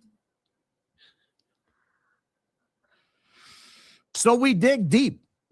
We dig deep. Don't ever get Daisy mad at you. She'll find everything about you. Oh, there goes his face. We get into his nonprofit, sharetogether.org. This is the name of the entity, sharetogether.org. Formed here, Brian Jenkins, director Dan Funk, director Jaco Booyens. And it gives a long list of things here. They're just normal stuff they're going to be doing here. And then Miranda Wiedemann is the organizer here, but this is just them opening this back in 2012. This was on September 24th of 2012. It's important, though, to know that he's using this organization and they're doing it still gone as a cover. This sharetogether.org is a cover umbrella organization for the entity that he has been using, which is Jaco Booyen Ministries. So this is JBM. This is Jaco Booyen Ministries.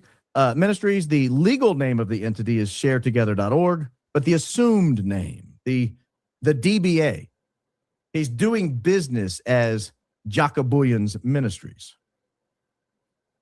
And that took place in 2019, about the time he starts taking off a little bit.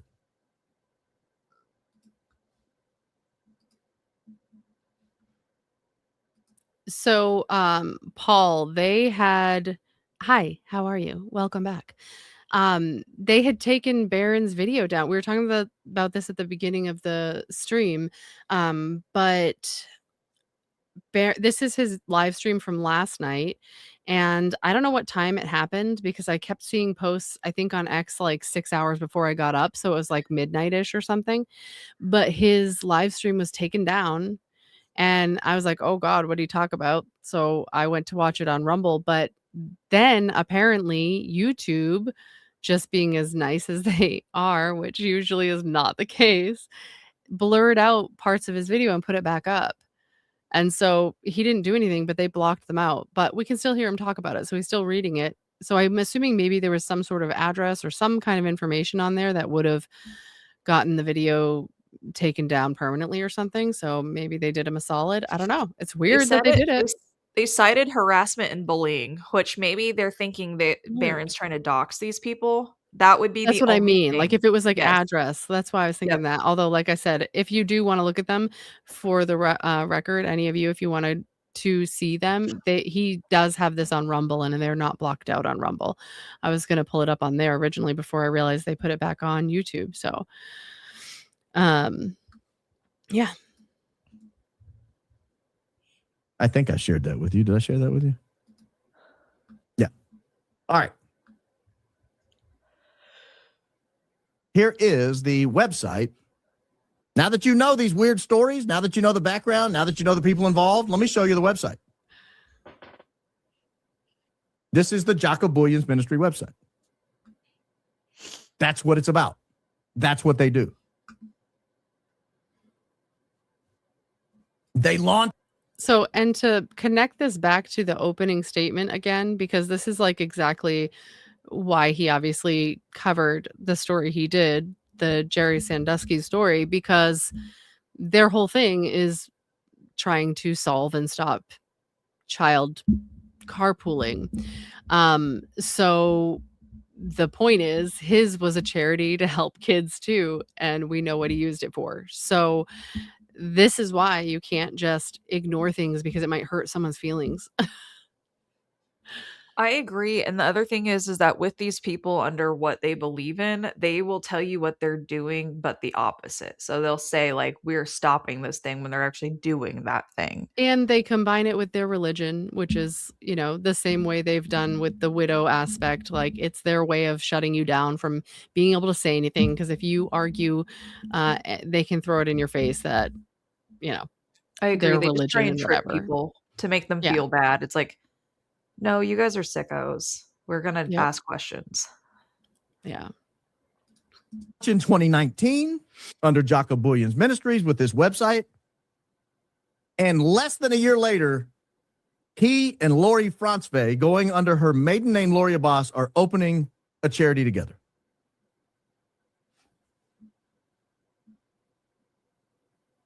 Ugh, I don't like his face. It's just weird. It's just weird.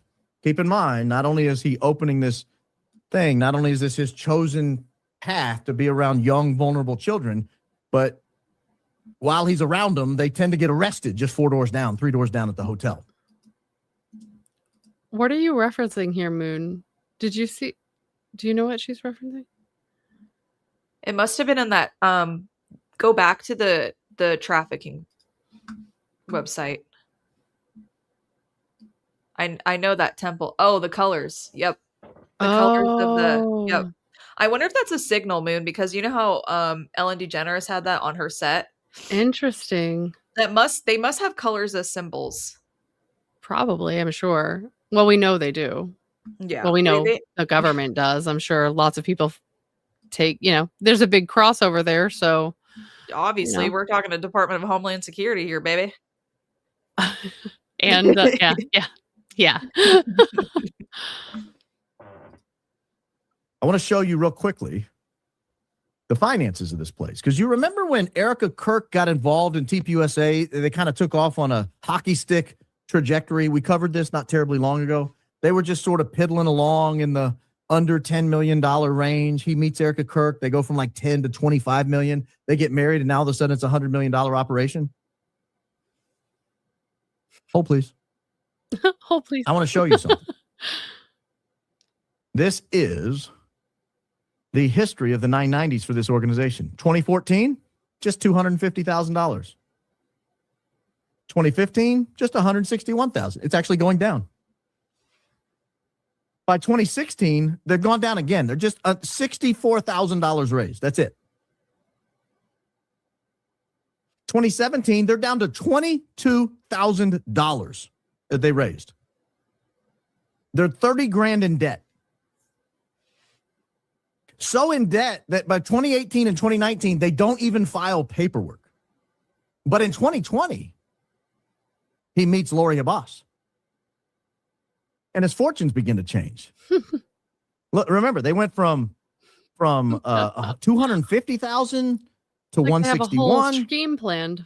to 64 to 22. He meets Same Lori thing happened Abbas. to Charlie. 302,000. Yep.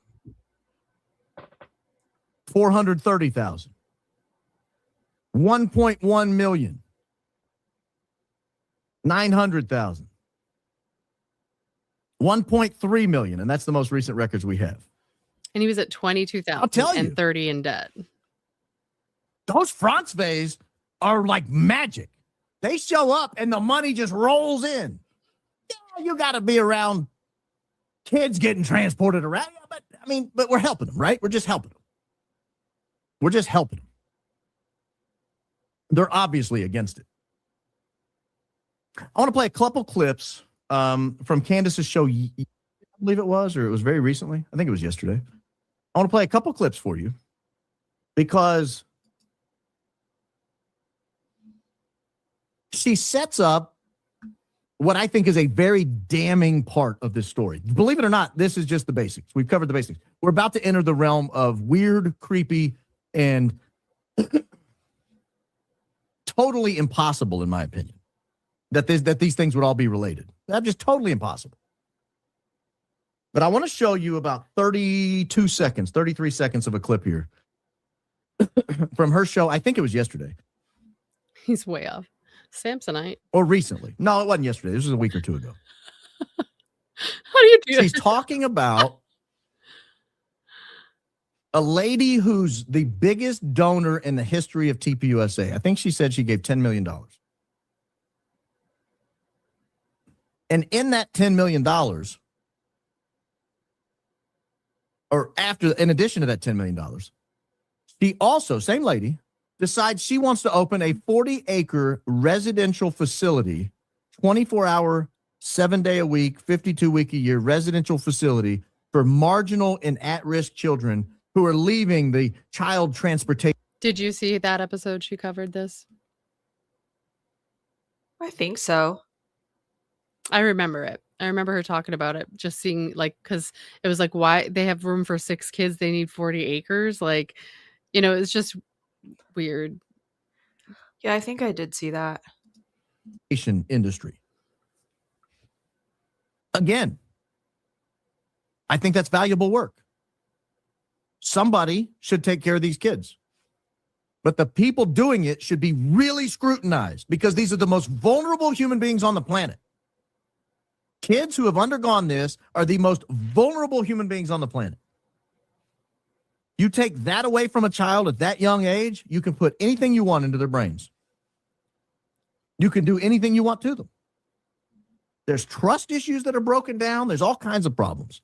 But I'll let Candace take it away here and talk about it. It's interesting, and to bring up to speed that those donors, it was widely reported at the beginning of this year, so we're not really breaking any stories here, that the Turning Point headquarters, I believe the one in Florida, the Florida campus, was going to be renamed the Buckman campus because of the large donation from the couple, largest ever in Turning Point's history, which came from Carl and his wife, Nelda Buckman, okay?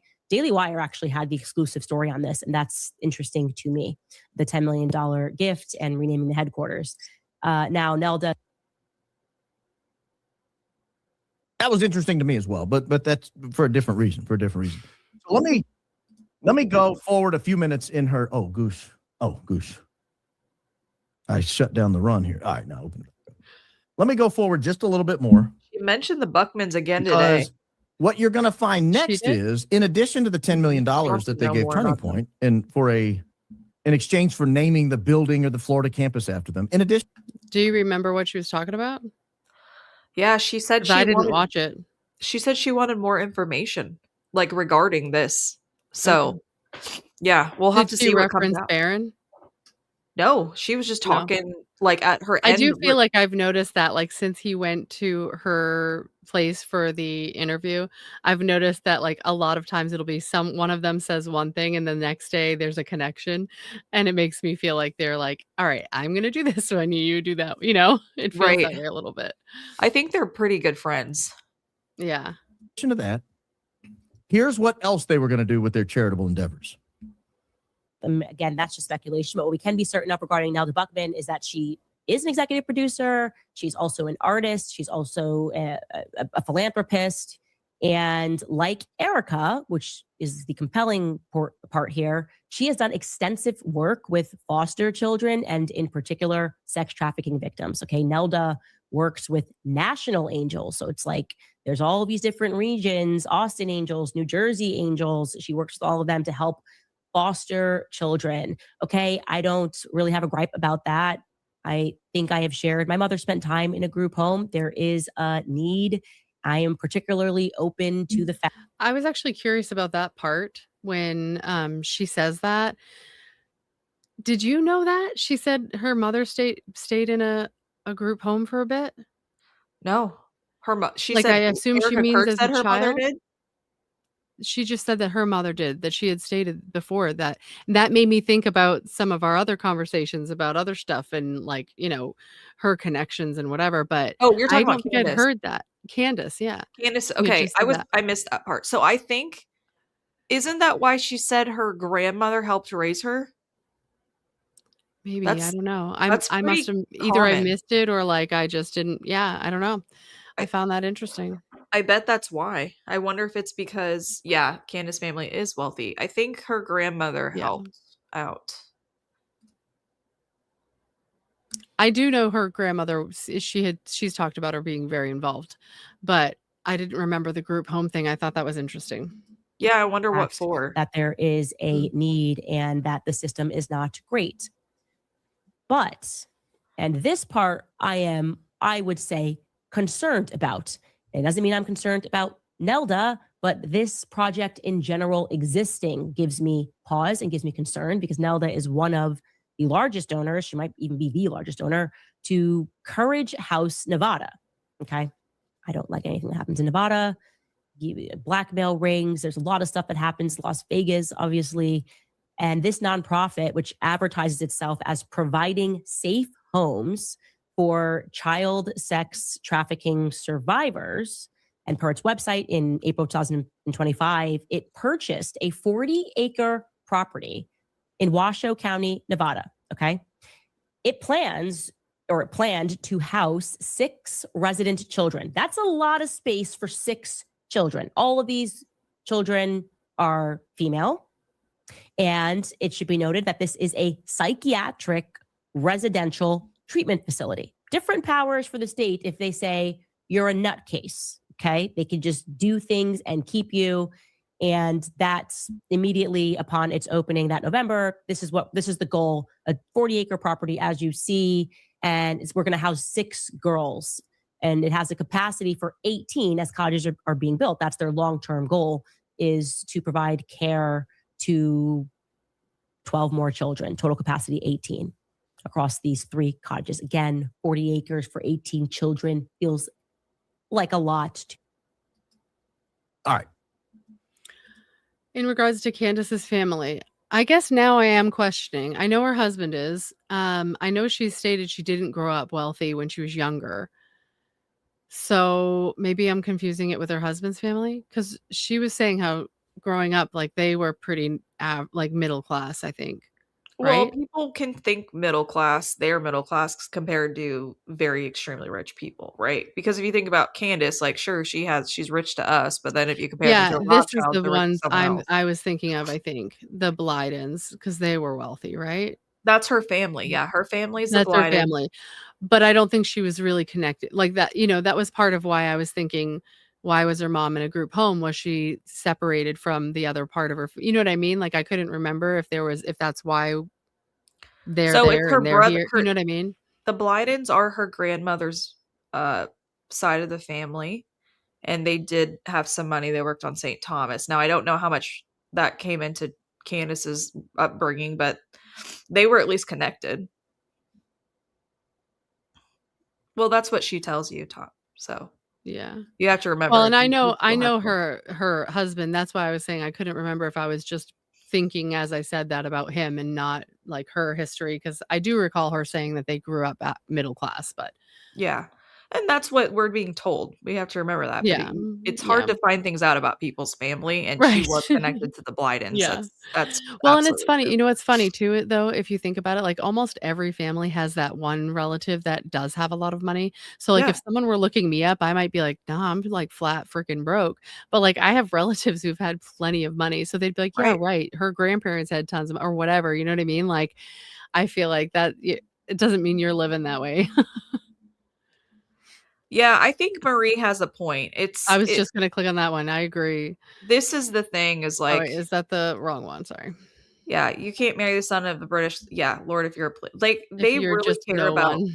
bloodlines and who you know and all that stuff. So just take everyone with a grain of salt, even if they have really good information. You don't want to be stuck in a one rabbit hole and one way of thinking. Yeah, I agree completely. We talk about that all the time. Yeah. I think you get the idea of what they're talking about. So what they're trying to build, is a facility where you would take the most vulnerable people on the planet, kids who have had their complete innocence stripped of them, stolen from them, who've been psychologically harmed beyond recognition, horrors unimaginable to average people. And they want to take them and they want to move them to a secluded place in rural America. And we want to house them 24 hours a day, 7 days a week. We want to separate them, remove them from society, and put them in a facility. It's a tall task. Well, who else wanted to launch something like this? Who else wanted to launch something like this?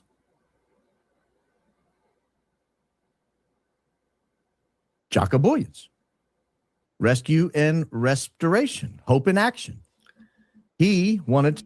So we had paused and talked a bit in between. So just to clarify for anyone, the Candace section was to talk about an individual who the largest donor to TPUSA who had purchased 40 acres of land to create this like facility for these kids who have been carpooled. Okay.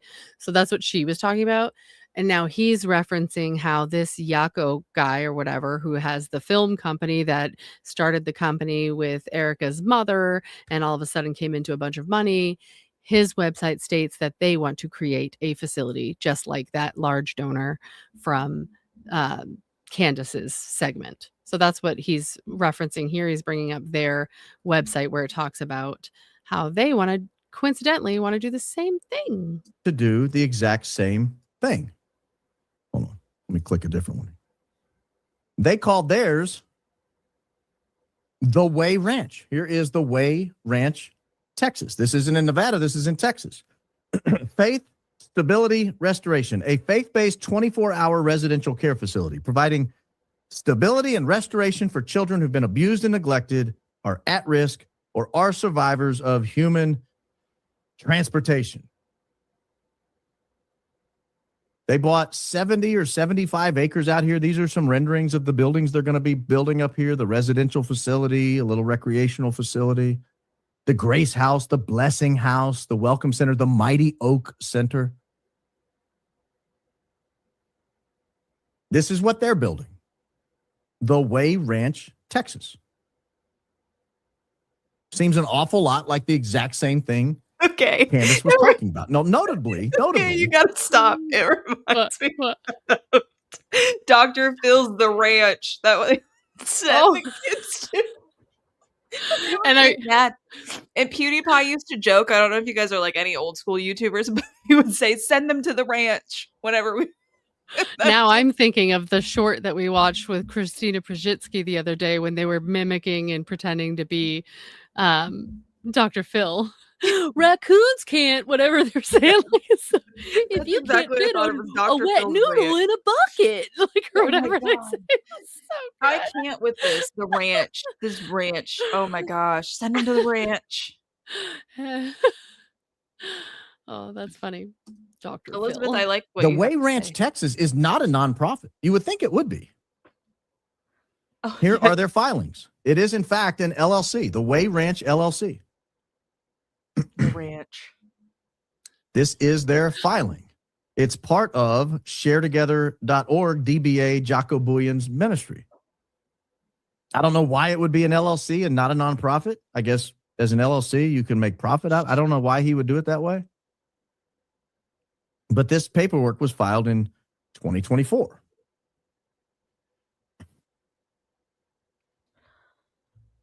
Now, you might think, well, that's just a coincidence. Perhaps they're just two random people out there trying to do the right thing. Now, don't get ahead of yourself. Because would it surprise you if the person Candace was talking about, Nelda Buckman, knew Jaco Booyens? In fact, this is Nelda's website, Nelda Studios. She had an episode with Jaco Booyens, Nelda Live. Jaco Booyens, a man on a mission to uplift lives and time-honored values and faith through kind of multiple last media name is public and Booyens? organizations, author, It public is speaker, fake. and filmmaker, influential new voice for responsibility, That's a hard fake work, last and name. God. I've never seen that name in my life. Me neither. That's It a even fake. has, you can click on it and you can watch some of the episode. It's an Dutch. hour-long episode. It's fake. You can watch them interacting with each other. Trust me. I had no idea what Nelda Buckman looked like, so I was happy to see that she also appeared on camera. But this is a really strange connection to me. Is Nelda Buckman also financing his venture? We don't know. I have no idea. No idea. So I want to pause right there because we're going to back up just a little bit on Jaco Booyens. We're going to look at what he's doing today because he has a new Christian spin on everything. And then we're going to draw a connection to the Einstein files. And would you believe there is a connection to the Einstein files in all of this? Yes, I would. It's like playing 6 Degrees of Kevin Bacon, but you can get there. So let's All you look need real to do is quickly. Get there with the Corcoran group. It wasn't hard. Oh, what did you say? Oh, Paul, a couple of Kings and Rothschilds too. Oh, yeah.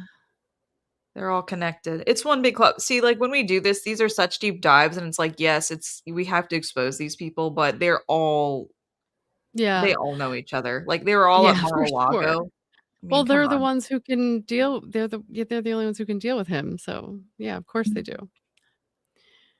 Sort of feels It's like acting like you went to school and you like weren't aware of who the bully was, or like you had no, you know what I mean? It's like, no, there's always that you know who they are. You know, if you needed something, you could go find that you know what I mean? Like, because they're part of your group. Yeah. What's a liberty advocate? Elizabeth, know, we can throw that in the chat. I just I've saw never that, heard yeah. that exact term. I'm a Texas liberty advocate lawyer, feeling a little outmatched by this timeline. Tell me what you know, Elizabeth. Expand on that. Yeah, we want to hear more. Did I hit play? Did it go? If we look through the filings in Texas, we find that Jaco Booyens is on another board of directors. It's not just the other ones. He's also on one called the Justice Reform. This is Maybe the this is Justice the one I Reform. thought Right I was here. This is the referring to domestic earlier. nonprofit corporation filed Maybe. again in October of 2024. Yeah. This is a month after the other one was filed. This is Heather Schott. We'll talk about who she is in just a second. Heather Schott, Vanessa Hector, Linda Seville, Steve Panate, Les Cody, and Jaco Booyens. And then you get the officers, Heather Schott and Vanessa Hector. So again, this is the domestic nonprofit corporation Justice Reform. Well, what is Justice Reform doing? Justice Reform is, anybody want to take a guess what they do? That's right, class. The exact same industry they all seem to be fascinated with. These are the justice residences. They're building they're building the first long-term restoration home for up to 100 survivors of human transportation in the United States. Right there in Fort Worth, Texas. Oh, They seem to be fascinated with this. So again, this is a secondary business that Jaco guy created in 2024. So another facility to house vulnerable humans. Yeah. I can't believe that's legal. I mean, I feel like, I don't know. I feel like it would have to be, Don't you feel like it should have to be completely scrutinized by like some department if you're going to open anything in those? And maybe there is, or does anybody know? Are there any like laws that state that like a certain type of business requires a certain department of whatever like another to way investigate? Gather Like these social kids. services or something. There got to be some sort of laws that require like inspections and like verification on a consistent basis, I would imagine. Right. It doesn't I make don't know. sense that these randoms can just open up a house and then just re-victimize people. But then I guess the basically. issue would be like what you're labeling the business as. Like unless there's like a category that would specifically trigger that to be, you know, something that a department is aware of and needs to, you know what I mean? But if you said it was for food and services or something, like maybe it wouldn't work the same way. Yeah, this is, I don't know. I think background this should checks not for be right. employees, but not owners. I agree. Yeah, weird. Doesn't make sense. House up to 100 women at a time for long-term care that is presence-driven and biblically based, 1 to 3 years, depending on their needs. Now, if you had 100 young women living here, you as a fellow resident might not recognize someone coming and going relatively quickly, might not recognize dozens of people coming and going relatively quickly. But it just seems like these people, and wait till you hear the connection in just a moment, but it seems like these people are fascinated with this industry. They just burn to be a part of it. They burn to be near these vulnerable members of society, the most vulnerable members of society. At the bottom of the website, I didn't show you this. At the bottom of the website, you find that justice reform is a housed vision. It's down here on the lower left of Mercy Culture Church. Well, what is Mercy Culture Church? My goodness, is there even more weird connection here? Well, yeah, there is. Because here is Mercy Culture Church. Mercy Culture Church, they're in Fort Worth, Texas. Looks like a very large organization. They got a balcony. They've got some giant clock to let the band and the preacher know they've gone too long, as they all do. Remember I told you we'd come back to Heather Schott? That's because the pastors, the senior lead pastor is a guy named Landon Schott, and the senior pastor is his wife, Heather Schott. That's Heather Schott there. She is a wife, mother of 3, author, reformer, and prophetic voice. Wow. That's a lot. That's a lot. I've written a lot of my own bios because everybody requires you to write your own bio when they do copy. I've never said I was a reformer or a prophetic voice. Oh, you guys don't see my screen, do you? Because it changed. Let me give you a view here of what I'm looking at. Here's your prophetic voice. Sounds about right. Zero. Radically delivered from addiction at 17 years old, tells her powerful testimony in the book Unscarred, a ministry to the broken, bound, and ashamed. Look, I'm all for people getting deliverance and healing. Don't get me wrong. I'm not knocking it. I think people should put drugs behind them and move on and live a better life. Rogue? Which Under one? 0 comment? Post that one. Heather Scott's husband started Mercy Culture Church with money from Pastor Robert Morris, who is in jail for a 12-year-old. So that's the type of Mercy Culture people. Do you see my surprised face? Yeah. They just do it in plain sight at this point. It's ridiculous. It is. It's ridiculous. It's so gross.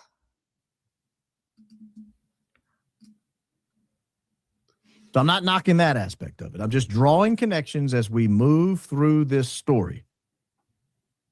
Landon, I'll show you Landon's bio. He actually is a politically connected pastor. This is Landon Schott. At least he preaches in a coat and tie. He says that. He leads a nationally influential ministry. Oh, Lord. He also serves on the spiritual advisory board for the National Faith Advisory Board in Washington, D.C. This is the president's spiritual guidance board. Famously, Paula White, I think is her name, is on that board. And there's a lot of clips on social media going around with her right now, but I'm not going to play any of them because I don't want to make sport of her. But that's awful. Landon Schott, politically connected guy. This is the church who runs this transportation saving organization for girls who've been transported at a residential facility. This is a different one, granted, than the other one that Jaco Booyens is involved in. He's involved in at least two that we know of. But then we noticed on his Instagram bio, he was has been named the pastor of Mercy Culture, Washington, D.C. So I guess he and his family will be moving from Fort Worth, Texas to Washington, D.C. because this church launches, this local parish, or I don't know what they call it, but the local entity of Mercy Culture will launch in Washington, D.C. on May 24th, 2026. And it's got the pastor's story here. And if you click on it, it's got a weird video. And I heard God say, the two of them. I've been waiting your whole life for me to give you. I say it's relatively weird. I get feelings watching people. Like I'll watch somebody and I'll just get a feeling in my gut that I just don't trust somebody. I get that feeling with him. I don't know why. Maybe it's all the weird desire to be around all these vulnerable people. Maybe I'm too cynical for my own good. I don't know. All of that building up to this. If you look through the Einstein files, they've made a lot of news here lately. I think we can say Epstein now on YouTube without being. I call him Poopstein, so I'm going to keep calling him that because I like it better. Actually, I saw a really funny picture. I'll have to share it after. I don't know. Baron, my stuff's been suppressed when it comes to Poopstein, so I don't know if you can say it. I know. That's why I say I wouldn't. Yeah. Although he just did, so damn you. Blocked. There was a period of time where it was like questioned whether or not you could. But if you look through those files that the Justice Department released, you get on justice.gov/EP Stein, and you look it up, you get access to 3 million plus documents. Among those documents are emails. Some of them involve emails from him. Some of them involve emails from his employees. Sometimes it's just people talking about him that were collected up in the investigation. Well, in those emails, we are introduced to a young lady named Jenna. Here is Jenna. There's somebody here. We're not sure who this is because she's been protected, blacked out here. But in this email, I'll try to make it a little bigger for you. Someone writes Leslie Groff, and we'll talk about who that is in a second. That was J.E.'s right-hand woman. She is mentioned in the files over 150,000 times, I think. Like nobody was closer to him outside of Ghislaine Maxwell than this girl, Leslie Groff. She is basically an extension of Jeffrey. This person emails her, whoever this is, and says, could my best friend from Texas, Jenna, please stay in an apartment July 3rd through 6th? This is back in 2013. We have blank. When does blank leave? If there is one, of course, she can. This is Leslie Groff writing to, or Jeffrey writing to Leslie here. And then this is Leslie writing back to Jenna saying, rock on.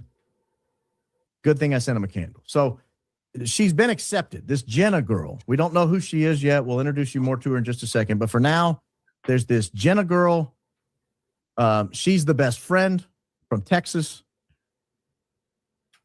So we go to the next email here, and we find out, in fact, who Jenna is. This is The critical worst to this whole editing of story, all so time. stay with me. The timing's impeccable. Brought to you by YouTube. We find out that Leslie Groff writes, "Thank you again for the best birthday ever. Jenna and I had a fantastic time." I'm sorry. Leslie Groff is the best friend of Jenna. Oh, that's Leslie wrong. and Jenna are best friends. Leslie is That's bad. Yeah. J.E.'s right-hand woman. You don't get closer to J.E. That's his than Leslie Groff. secretary. Unless you're he's married saying to that, her. but that's his secretary. Yeah, and she's been with him forever. So Leslie Groff in the files sets up almost every one of his meetings, talks on behalf of him. I would say actually is closer than Ghislaine when you actually go through the files, because she's with him for the whole time. And she's the one who will be like, I'm bringing you in some pizza. Like, she will say things that bold in those files. So, Yep. So her best friend is this Jenna girl. Yeah, that's very friend. alarming. Yeah. And thank you guys for the love. Appreciate it. Like, subscribe, all that good stuff. Yes, very Appreciate happy you you're being here. You just don't get closer than Leslie Groff. She worked for him for decades, over 100,000 mentions in the files. She's talking about her best friend, Jenna. We'll figure out who she is in just a second. Thank you again for the best birthday ever. Jenna and I had a fantastic time. Relax, enjoyed the spa, great dinners, really fun and so generous, kind of you to pay for it all. So J.E. paid for the whole trip. I love my Ralph Lauren sweater too. You simply are the best boss. XO Leslie. And he wrote back, you deserve it. And now we find out who the Jenna is, because Leslie writes to Jenna. I sent this to J.E. with the black and white photo of us from Sunday night. So nice. Yes, he also bought me a cashmere Ralph Lauren sweater for my birthday. Crazy. So Leslie Groff, J.E.'s right-hand woman, writes to this Jenna girl, Jenna Masquelier. I'm going to call her Masquelier because I don't know how to pronounce it. It sounds French. But this Jenna girl is the best friend of the closest employee Jeff Einstein has ever had. What does this have to do with any of these people in this story? Well, I'll show you. Welcome, Toy Hoarder. Because when you go to that Jenna Masquelier's LinkedIn page, lest you thought for half a second that all of this was innocent, lest you thought that all of this was, well, Baron, you're drawing conclusions. You don't really know what you're talking about. There are good people in this industry. Granted. But are these people good people? Because look where Jenna works. Jenna, who is the best friend YouTube did it. 0 of J.E.'s very closest employee, who is loyal to him to the end. She works at Jaco Booyens Ministry. Jenna. That's where she works. She works in the Project Volunteer Office. This is getting worse. So, just to clarify, Jeffrey Epstein's secretary for decades, who knew everything that was going on, was best friends with Jenna, this chick he's showing here, who works for Jaco Boyer Ministries as a project volunteer, who has a joint business with Erica Kirk's mother. And I already said he gave off Deepak Chopra vibes, who was also in the files. He gives off wicked gross vibes. He gives very creepy vibes with the slick back hair and the weird face. I don't know. I just feel like you can get a vibe about people, and like, for sure, just like Baron said, it's like you can feel it through the computer screen. Yes. I'm surprised Steve Harvey didn't like say something. I don't know. Maybe I need to look for him somewhere, but that was weird. 6 degrees of Kevin Bacon, literally. It's so true, though. It's so true. I know it's crazy when you try to put it together, but the reality is the dude who started the business with Erica's mother, who started it using her maiden name she hadn't used from 1969, he works directly with the best friend of Epstein's closest ally throughout all of the years. And Erica Kirk worked at the Pretty Corcoran damn Group. close connection, if you ask me.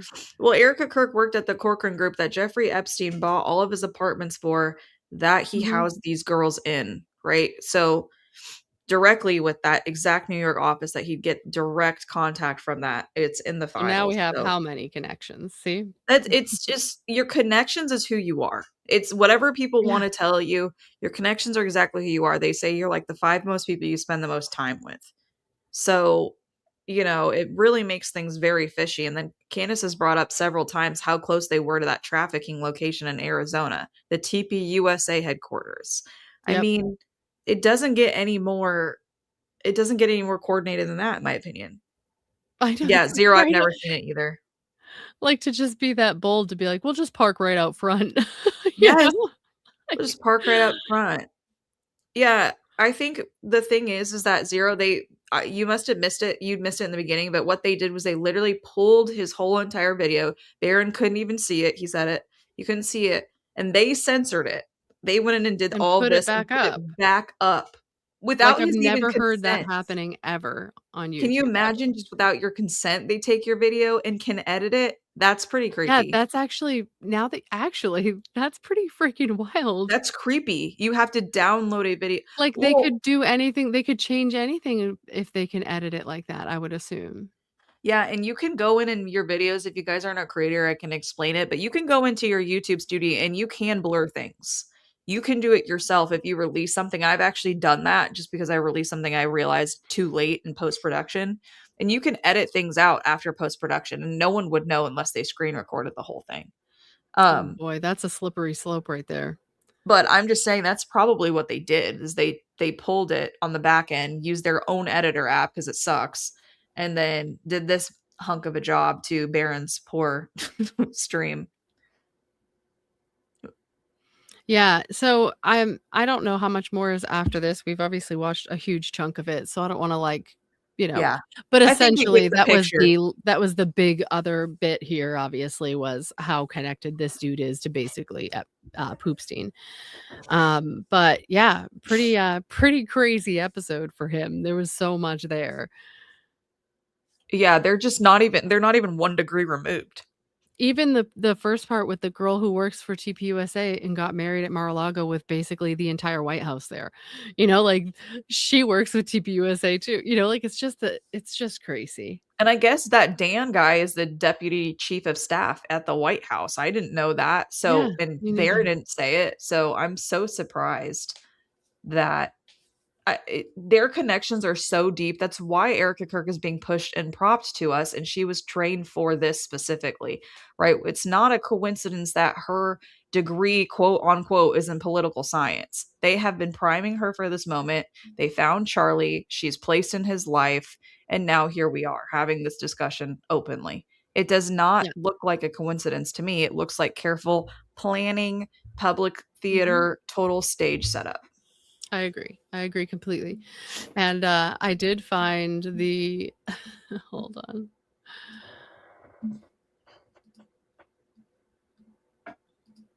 I found the thing that made me chuckle earlier. I posted it to my feed here.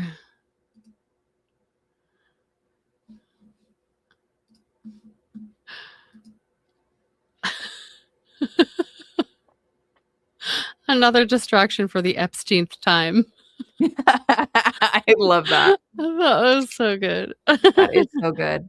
So YouTube has to be on the payroll, Zero, because they're controlled by Google. I know that's who controls Google. You know the answer there, Zero. Yeah. So yeah, that was the Baron stuff that I wanted to cover. I thought it was a pretty good one, I felt like. And if you guys are liking this, let me know. Like, I know this was longer than I intended it to be. Usually I'd have timestamps, but I'm really tight on time this week, so I just kind of wung it. But I have been debating covering his live streams in a more concise, shortened manner. His are so long. So I don't know about any of you. A lot of times, even if I really want to get the information, I kind of don't always just go to watch it right away. Sometimes I'll just watch it like for the first chunk, but then I don't know if I'm missing anything. But if people are interested in like a summary of it, because I don't know that there's a whole lot of channels that are doing like regular Baron coverage. I know there's tons doing Candace, but if anybody's interested, let me know, because I've been debating doing that regularly, and I can watch them and suck it up and recap if you guys are liking it. If It'd I be don't helpful know for how me. Like, right? even I feel I'm like, Seriously, because we say all the time how like it's a lot of work, you know, to create content. You have to consume it, and that's a lot of time. But I have more time than most people, I suppose. I don't, you know, have a regular full-time job, but yeah. I don't know, you had mentioned, oh, did you want me to, I can pull up that, I had put it in the description, so I'll pull it up anyway, but I don't know if everybody watched Candace today. I actually didn't, before we were starting the stream. the Discord had leaked told me, videos. yeah, that Candace had dropped the video of the back of Charlie at the event that she had told us she had seen, but she posted that and played it. So if you guys are wanting to, I can pull it up and we I can think we watch should it. do it. And I dropped the photos that she just released too. Did you send it? I can actually pull it up. You texted it to me, right? I did. If you want, I can pull it up too if it's easier for you. Oh yeah, do it that way. That'll be easier. Okay. Let me give me 2 seconds because I gotta bring this. My browser doesn't actually open in my main browser, which is kind of annoying. So I have to go to. Oh, do you see this? That girl's husband also managed Trump's golf clubs before the campaign. One big family, guys. Okay. Yeah. I know a guy who knows a guy. Yeah, and they all know each other. Okay, let's see here. Share my screen. All right, it's ready, whatever. Lord help me that this works.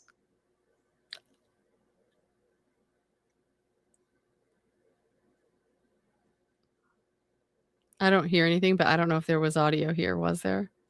There is. It's Candace talking, though. I don't know. Do we want it? I don't care. I don't know. It doesn't bother me, really. I can stop the screen and try again. I can't. We'll see what Candace has to say. One more time? Yeah, we'll try it one more time.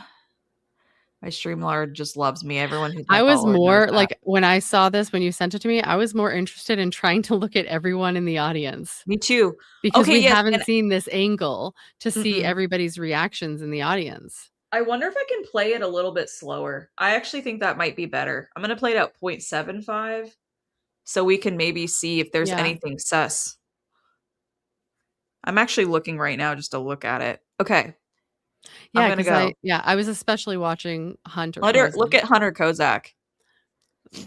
Just see how it compares to his practice runs. Okay, I actually think what I'm gonna do is I'm gonna go like this. Sure. I love that.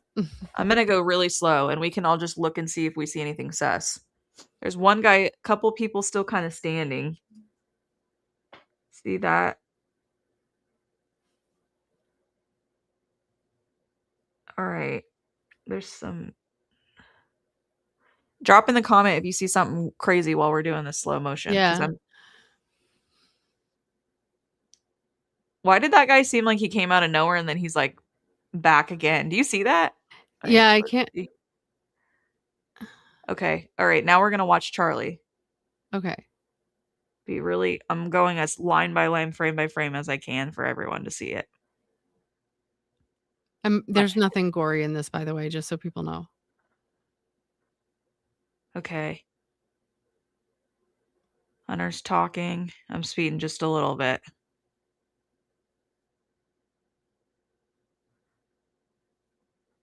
Wonder why that's blurred on the bottom left. Okay, there we go. Okay, yeah, I'm gonna go back. I don't know if there's like. All right, watch the crowd right here because this is about the moment. Anybody in the crowd looks sus, besides Hunter himself. Kid's a walking red flag. Yeah. I'm trying to see if I can see a speck of anything that would indicate any theory we've heard. I know. Because, yeah, I mean, just the idea that we can see all of this now, we haven't seen it yet once. No. This angle. Okay. See, it's so slow too, is you can see people don't even realize he's been hit yet. Like, look at the background. No one's Yeah. ducked even yet. They do all make a face shortly after, though. Okay. Oh, there we go. There's an oh moment. Yeah. All right. Anybody look like they're not shocked in the background? Because that's something I would be very curious about. I feel like this might be the very first frame we saw anybody's reactions. Because at one point we do see them dive over the table and they haven't. Okay, you guys see this guy in the back right? You can't see my mouse. Oh yeah, you? he's like, you mean the, I can. You mean the one who's like not facing that? Yeah. He's not facing, he's looking backwards and his hands are funny. That's weird. And he's looked the other direction when no one else looked the other direction. And I've never seen anyone say anything about that guy. All right, watch that guy during this frame. He's still looking back there. Yeah. Everyone else is scared. Yeah. The guy's facing backwards. He was signaling Dan Flood. He's in direct line sight with Dan. Look. Yeah, he literally doesn't move as you do that. He doesn't move until that moment. Now. Then where did he go? He like disappears. I see that? He's the only person who doesn't move. He was looking behind him to see if the person's arms are like around his chest right now, right? Arms around his chest. Yeah. Now he's ducking. Where does he go? Can we try and find that guy? Yeah. I know. It's hard to tell now. Now it's hard to tell. All right. Anything you guys see in the comments? Good Grace, wonder what they're buying at 5 minutes. Okay. So everyone's down now. But that guy was suspicious. Yeah, it was weird. It was weird that he was looking back there. Can you go back to before Charlie was hit to see if he's looking back there then? Yes. Let's try. This video loops though, guys. So this is not the start. This is going to be your start. Okay, look for that guy. I think I see him. He's looking behind. He is. Yeah. He's indeed looking behind. And it hasn't happened yet because everyone is normal. No, he's still looking, still looking, still looking. Watch his arms. Yeah, it's guy in the gray if you guys want to know. Yes. Yeah, do you see him, guys? He's got his arms kind of like one hand on his other shoulder, his opposite shoulder, and the other one is, it almost looks like his other hand is on his opposite elbow. See, he's still holding the line. He's looking behind him this whole time. This whole time he's looking behind. And then it happens. Clearly, people would have made an audible gasp and whatever. And he's still looking. And he doesn't even move until after everyone starts ducking down. And his arms stay the same. That's weird, for sure. I was also trying to pinpoint the dude who was chanting USA. Yeah, I don't remember what he was wearing. I think he still is a little more to the right. I don't know. I was going to say, I think he was off to the side, but look, he's still looking behind. Where everyone else is saying, yeah, oh. That's weird at that point. Yeah. You're still saying, oh. And he's back, looking. His arms don't move either. Like at this point, my arms would be moving. Yeah, it's honestly, Marie, it's easier for me to see on my screen. I'm pretty sure because I have it blown up. That's why I'm looking to the side here. So that guy was in a dark blue t-shirt. The guy I see is wearing the guy who was chanting USA. Oh, the USA guy. Okay. It was like a navy blue t-shirt. I don't see him at all. But we'll see if we can see him at unless the guy literally next to him. It almost looks like that color. Do you see the guy literally next to the guy with the arms crossed that we're talking about? Yeah, but he has right next to him to the right has like a dark blue. I can't quite tell. I think that face that you're seeing straight forward is the dude behind him. But let's see if we can. I mean, we haven't even got past this part, so let's see if we can see him stand up. So everyone goes down. We can't. Yeah, because he should be up while they're down. Actually, that should be easier to see him if he's in this clip because he's up while they're all down. I don't know if we can see that. Yeah, I think he might be off screen, but it's hard to tell. But see, there's another person still recording on the very right. Yes, I see them. Where is that person's footage? I'm just gonna say that. And you guys might need to zoom in on your screens, which I think you can do that. Yes, you can do that. So zoom in if you can. Pinch and zoom if you're on your phones. Because this stuff is an angle we've just never seen, and we might as well slow it down. I All right, know. here I comes the really big guy. wanted to look closely. I'm so glad we decided to do it. Actually, I wonder if I do this, if it would make it. See, what's so weird is look how That's weird. a little bigger. this You're is. off the screen, but I'll put it That's back okay. after. So point to the guy we were talking to again now that it's a little bigger so that the people can see. Okay. I think it's looping this photo. So This look, is the guy right here where see his arms are crossed around themselves. right here. He's looking behind everyone, The kind of whole up time. and back the whole time before even anything happens, but also after everyone has already reacted, he's still See, facing look, that way. everyone's freaking He out. only seems to move when they are all already starting to drop down. It's weird. And even guy on the left here, even just look at that guy. He's pretty. They also stand out. Look at their build. They're big guys. That's a little odd. And they're both kind of little jacked looking. I just think the turning and facing the side's weird. It is. To that portion, skylighting to that portion. I really don't actually want to hear the audio. I think it's distracting. When Yeah, you're, like, I don't watch either. something. Okay. I do think this loops a little bit, but I don't know what else we're going to find in this. Okay, there's Kozak. There's Guy. You can still see him. Look at the guy to the left of him, too. That's also weird. Because he's looking pretty straight ahead. He's right next to him. And he looks like a grown-ass man. Like, those people that we're kind of looking at, they do not look like... You see? This guy here. And this guy. These two people are very suspicious in this crowd right here. They're all ducking. So these people are ducking. These people are shocked. These two people, old as shit. Jacked as shit. Why are you here?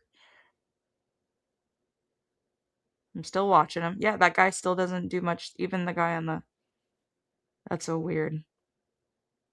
Okay, now let's watch this portion. Do we see anything? Okay, it pans back. This is weird that it kind of pans, too. If it was just a Yeah, stagnant because isn't it camera. that fixed camera? Right. Yeah, so I wonder if It it was is how weird. Candace did it. She must have... I'm sorry, but it would have all been at this frame. Yeah, I don't think it So would she must have zoomed moved. in at some point. I think we and have I an don't edited think version of this video. I also don't think it would be the way we're seeing. Like, wouldn't it be horizontal anyway, not vertical? It looks like Well, a she phone took it on camera. her phone. And remember, she's zooming Oh, in. that's right. That's So right. I'm sure that's Okay. some of it, but this is... I think, yeah, that could be why. I'll give her some benefit of the doubt on that, obviously. I don't know this story. Look at Charlie's Well, hand. Do you okay, see so wait, anything it looks here? like maybe she's recording from a computer screen even. So she might have moved her phone down while it was recording. You You know what guys, I look, mean? though, there's that hand that doesn't have any marks yet, if you've seen the Baron Coleman microphone theory. I actually have not seen it. I should watch it, but I haven't You seen it. should.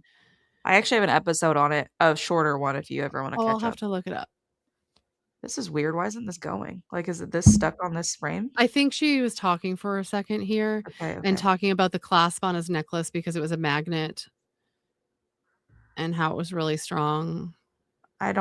That's just something where you're like, I don't even care to make excuses for all that. Okay, right here. I'm trying to see this.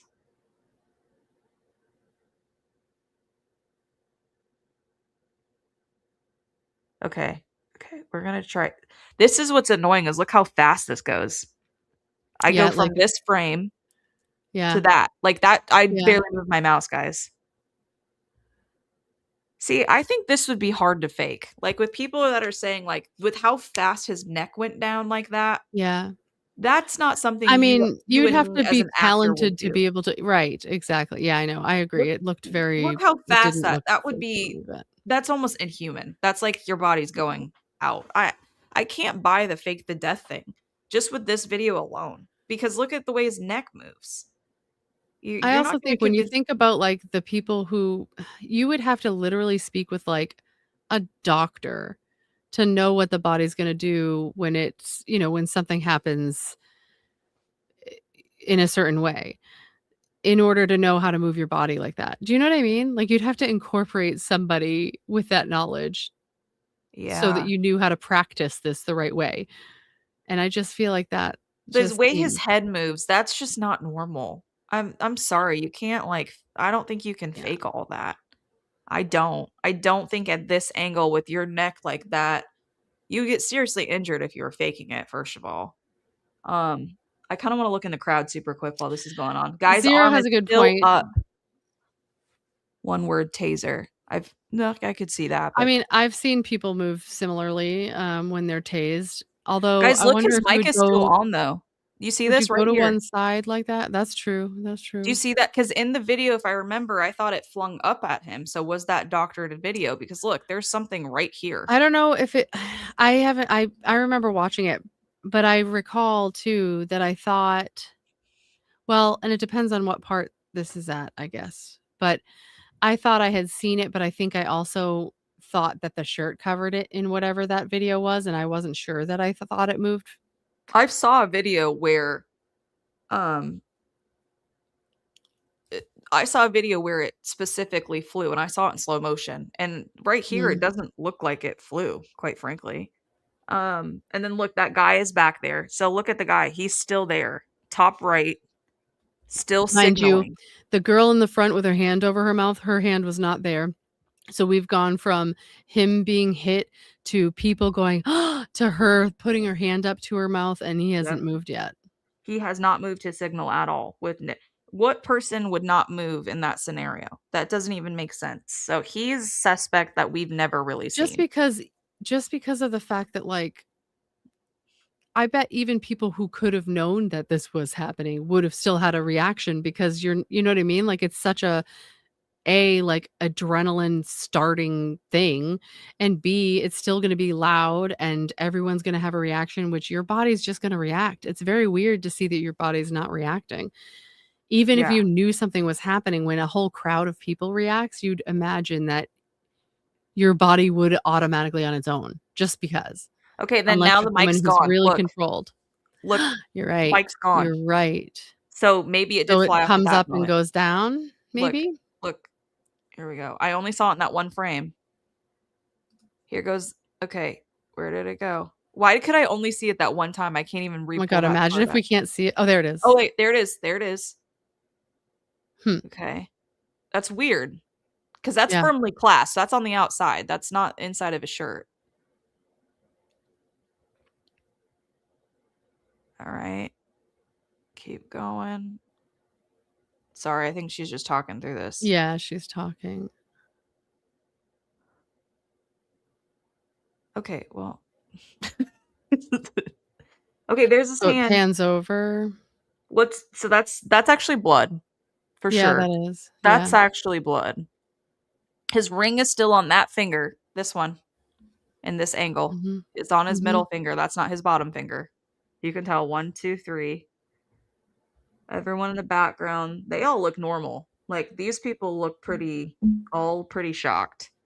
But Yeah. you think about that guy we were pointing out, he was in Dan Flood's direct line, like eyesight. Like, he could have seen them. Well, and the weirdest part to me was how he wasn't even looking, and he still didn't turn even after. Like, if he was distracted by something and decided to look, and then something happened, he would turn right back, you know? Right. So does she loop this a couple times? I didn't watch the full video. Cause see, look. She might have. I didn't either, because I was like, I knew we were gonna watch it, so. Me too. Okay, look at that guy. We're gonna go back to him. He's still turned around this whole video. He's suspect. That guy is suspect. This guy, Hunter's talking. He's looking back. Everyone else is pretty much paying attention. Yep. Yeah, or people who are, like, highly trained. The video does have sound. It's just Candace, like, It's her talking about. Yeah, and we were really just wanting to kind of dig in here. It's hard. It's hard to see things when someone's talking. Yeah, it's like I'm confused. I'm like distracted. Yeah. Okay, I feel like we've seen all this now. Wait, I want to see. Okay, yep. Mike's still there, but it is moving. Oh yeah, I see it. This is so weird. Hand. But that's blood. I mean.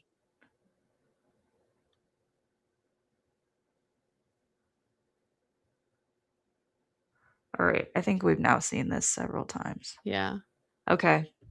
Well, that's interesting. I definitely think there's another there's something else there.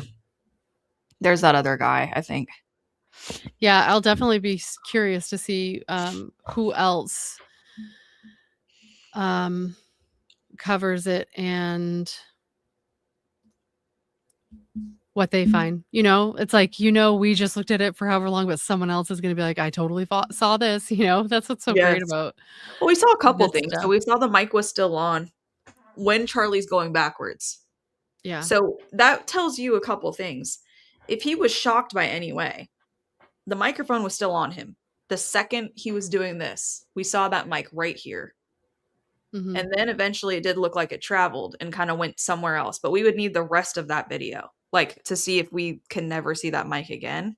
Maybe someone will splice that together with like simultaneously with another angle. Like so they're moving in sync and then you can see like from that one when the next part happens. I agree, Would be Marie, because cool. I think the mic is almost, it wouldn't be the impact shot. Because you see he was already like this while that mic was still clasped firmly on there. So that kind of eliminates that as being like the thing that got him in the neck. Now, it disproves the shaped charge theory. I'm in the old Democrat camp. I think this is fake, a Hollywood movie. My dad says that too, but then when I told him like more of the motives, he goes, okay, I could maybe see it now.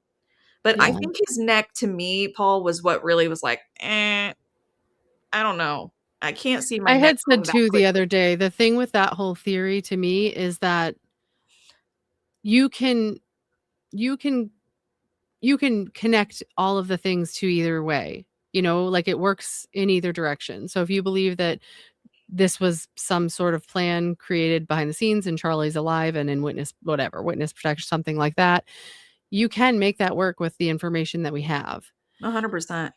But you can also make it work equally the same with the opposite side of it, indicating that there was a plan to do this to Charlie and that a lot of people had some sort of idea something was going on. That also completely applies. And the problem I have is that we have seen a lot more proof throughout centuries of our governments and the powers that be doing things just like this to us. They've done it already. Numerous times we've seen it. So, to imagine that they were in on a plan, but in genuine honesty, they had good intent. I've yet to see that actually be the case ever. You want me to show the leaked car photos too that we have now? Yeah. Yeah. Okay. All right. So we can see this is a bloody bag, which is so weird. And then mints, which makes this even funnier because of Coach Collins' jokes about the mints. But odd how there's no blood through here, but then there's stuff up here. That's weird. Like, and what is that bag from? That's like a bag, right?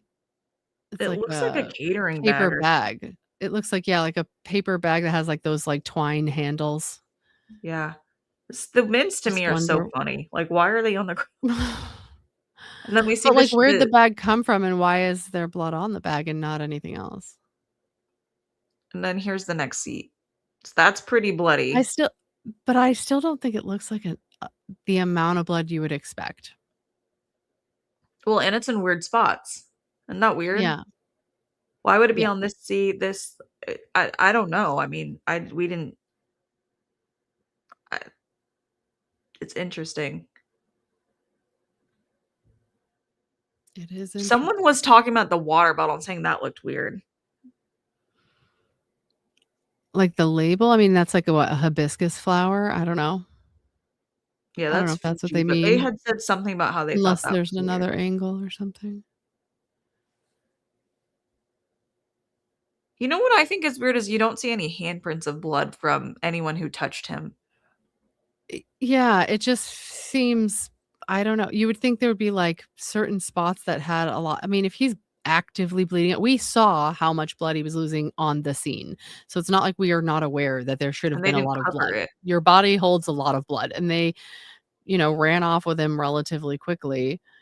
You would think he would still be bleeding out. Because the bag was used to catch the blood spray when they shot him in the SUV. See, Well, so you're not the Hero, only one I who's brought thought up you were that. saying that you thought he was he was unalive, or he wasn't unalived. You need to expand more. I don't know. Unless there was like some sort of blanket or something Why that they would you had that use your like shirt? This is yeah, I inhumane don't know. to shove a freaking paper bag on Unless somebody. that was just in the vicinity and that's just what we're seeing. You know what I mean? Like if there I was like think some more it sort looks of like it was blanket or pulled off of something. him. Like they pulled it off of him. It's not a lot of blood though. This is the UVU turf or real grass. My son gets little pierces of black plastic on his cleats. It's a Oh, good question. interesting.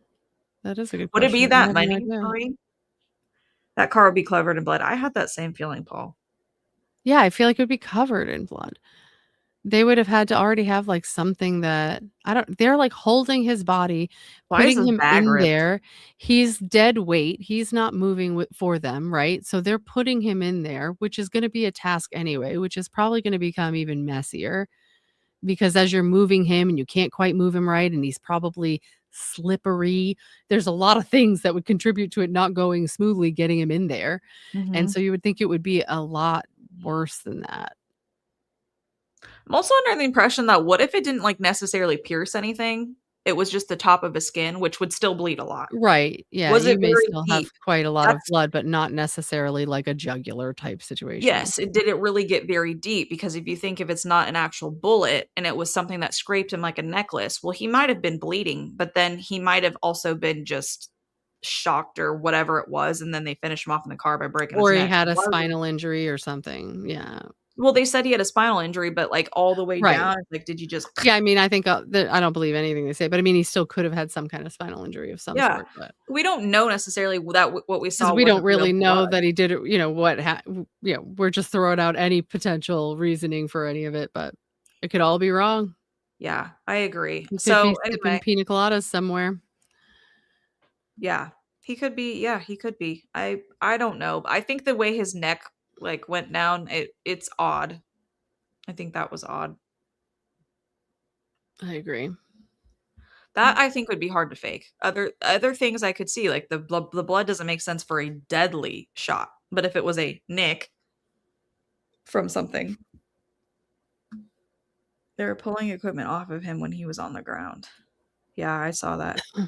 No death certificate or burial plot. I know that to me is weird. And if you ask ChatGPT, they just now say he's alive. Back in October, they didn't, or dead. Back in October, they would not say it. They're like, there's nothing confirmed that he's dead. Nothing normal. Nothing I can find.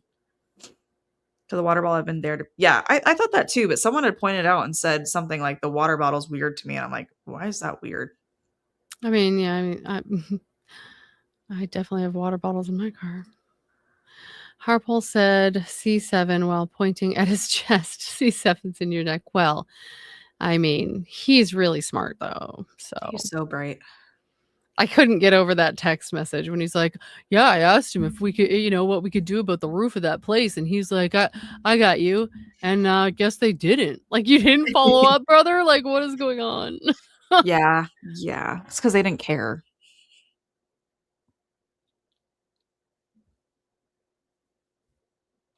ChatGPT kept arguing with me about him being alive. Me too, Amanda. I had to tell mine several times, like, here. And I sent them the official FBI like website. And then it was like, this looks like a fake website. It dead ass said that about our own FBI website. And I was like, we're like, well, it's obviously everything on there it's is like fake. everything's so, fake. Yeah, but like that isn't that a reputable source? Yeah, I'm of a similar mindset, Zero, with I think that he was finished off in the car. That has always been my take. I've always thought that because I've of his thought hand that going up. too. His hand going up to me was not moved. I really wish that there would be someone who would really dig hard into the paving so quickly after to see if there's anything we could get beyond just, you know, because that's so crazy to me. Yeah, there was no blood. It could have just been, I really think it could have just been like he got sliced kind of bad. I don't know that it necessarily meant he went like it got so blood deep that it would have killed him.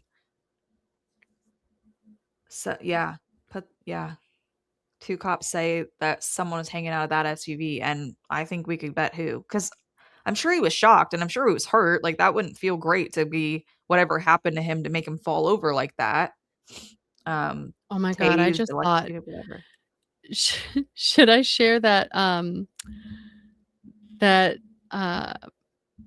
what's his face video that I had sent you earlier, the shipwreck chick when she did the the bikini one. Oh yeah, I love that video. With Ted Cruz. Yes, Cruz. we've got a Ted Cruz goodie. It's so good. Let me find it. It'll take me a second. You absolutely need to do that. Oh, I was like, I love her, but that was so good. So good. I think she has it on. Oh, I love that. Like, these are the reasons that I like the internets. The internet exists for the interwebs.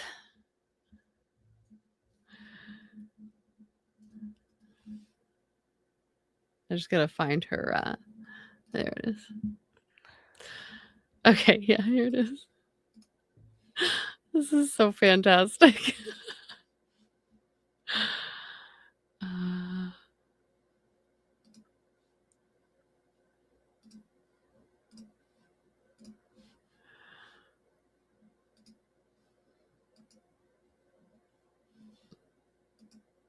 Okay. Hundreds of anti-Semitic responses would immediately fill my social media. Turns out I've seen many times an image of myself in a bikini with the flag of Israel. I don't know if you're ready for this. The responses.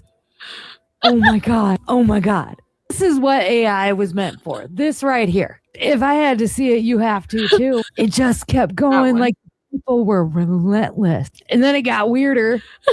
And then they brought in Randy Fine. Stop it.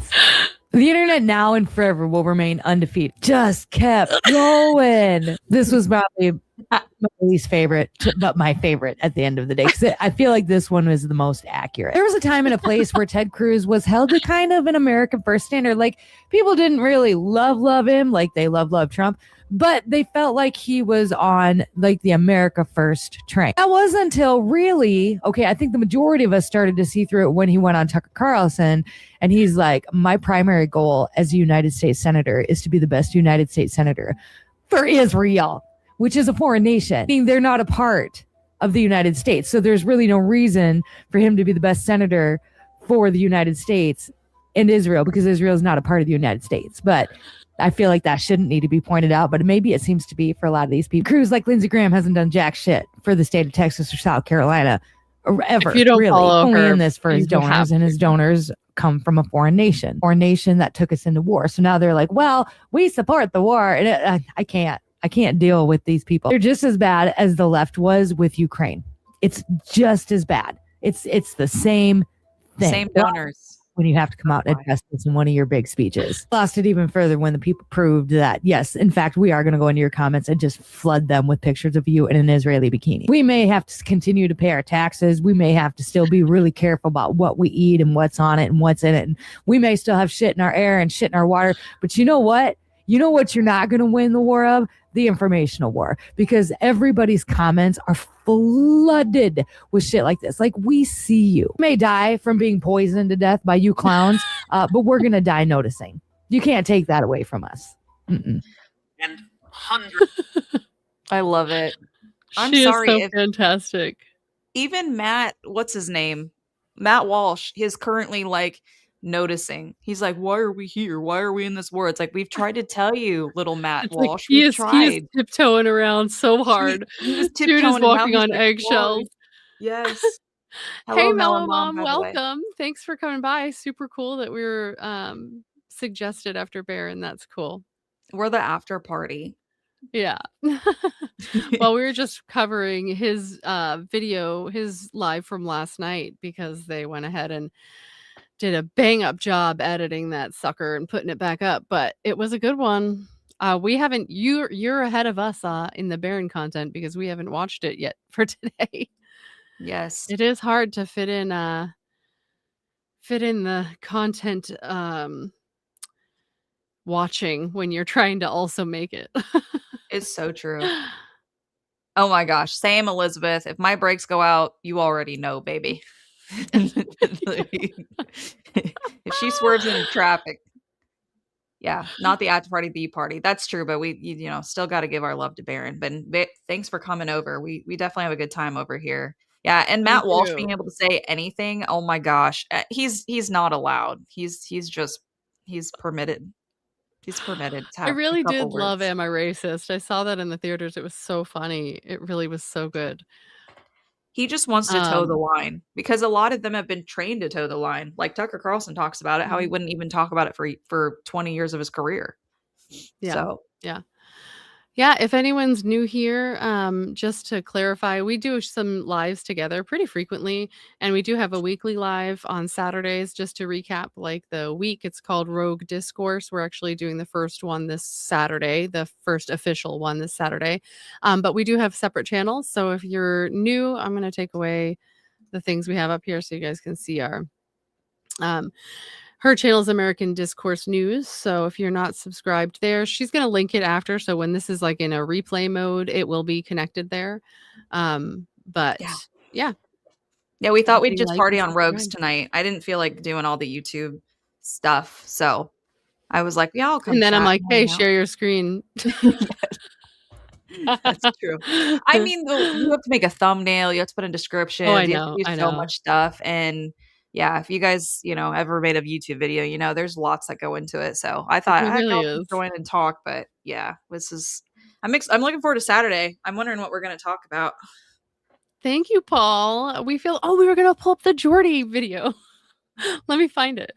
The Geordie Yes. accent. Look that up. Yeah, Paul, you've been such a great commenter. So yeah. There's lots of high IQ people in here. We're all noticers, bunch of noticers. We are. And we're all accepting of theories and yeah. We're not going to judge anybody for the stuff that they think or want to share. I want to hear it too. All right, so we do have a subscriber in here that is from the UK, and he's particularly from an area that my brother-in-law happens to be from. He is from Newcastle in the UK, and they have this crazy accent. And so I wanted to pull up a video I had seen before that is like teaching you how to speak in a Geordie accent because they just make it up. It's just not real words. Marie said, I think we upset someone though. And I think we did, but you got to push back a little bit on every creator. Why? Who did we upset? That lady that we were like, well, just think about it. She still could have been a little bit rich. Her. Oh. I'm sorry. We didn't mean to. It's okay. Just got to think outside the box a little. All right. Let's share this. Paul's been a noticer for over a decade. He's got a badge. All right. So here's the Geordie accent.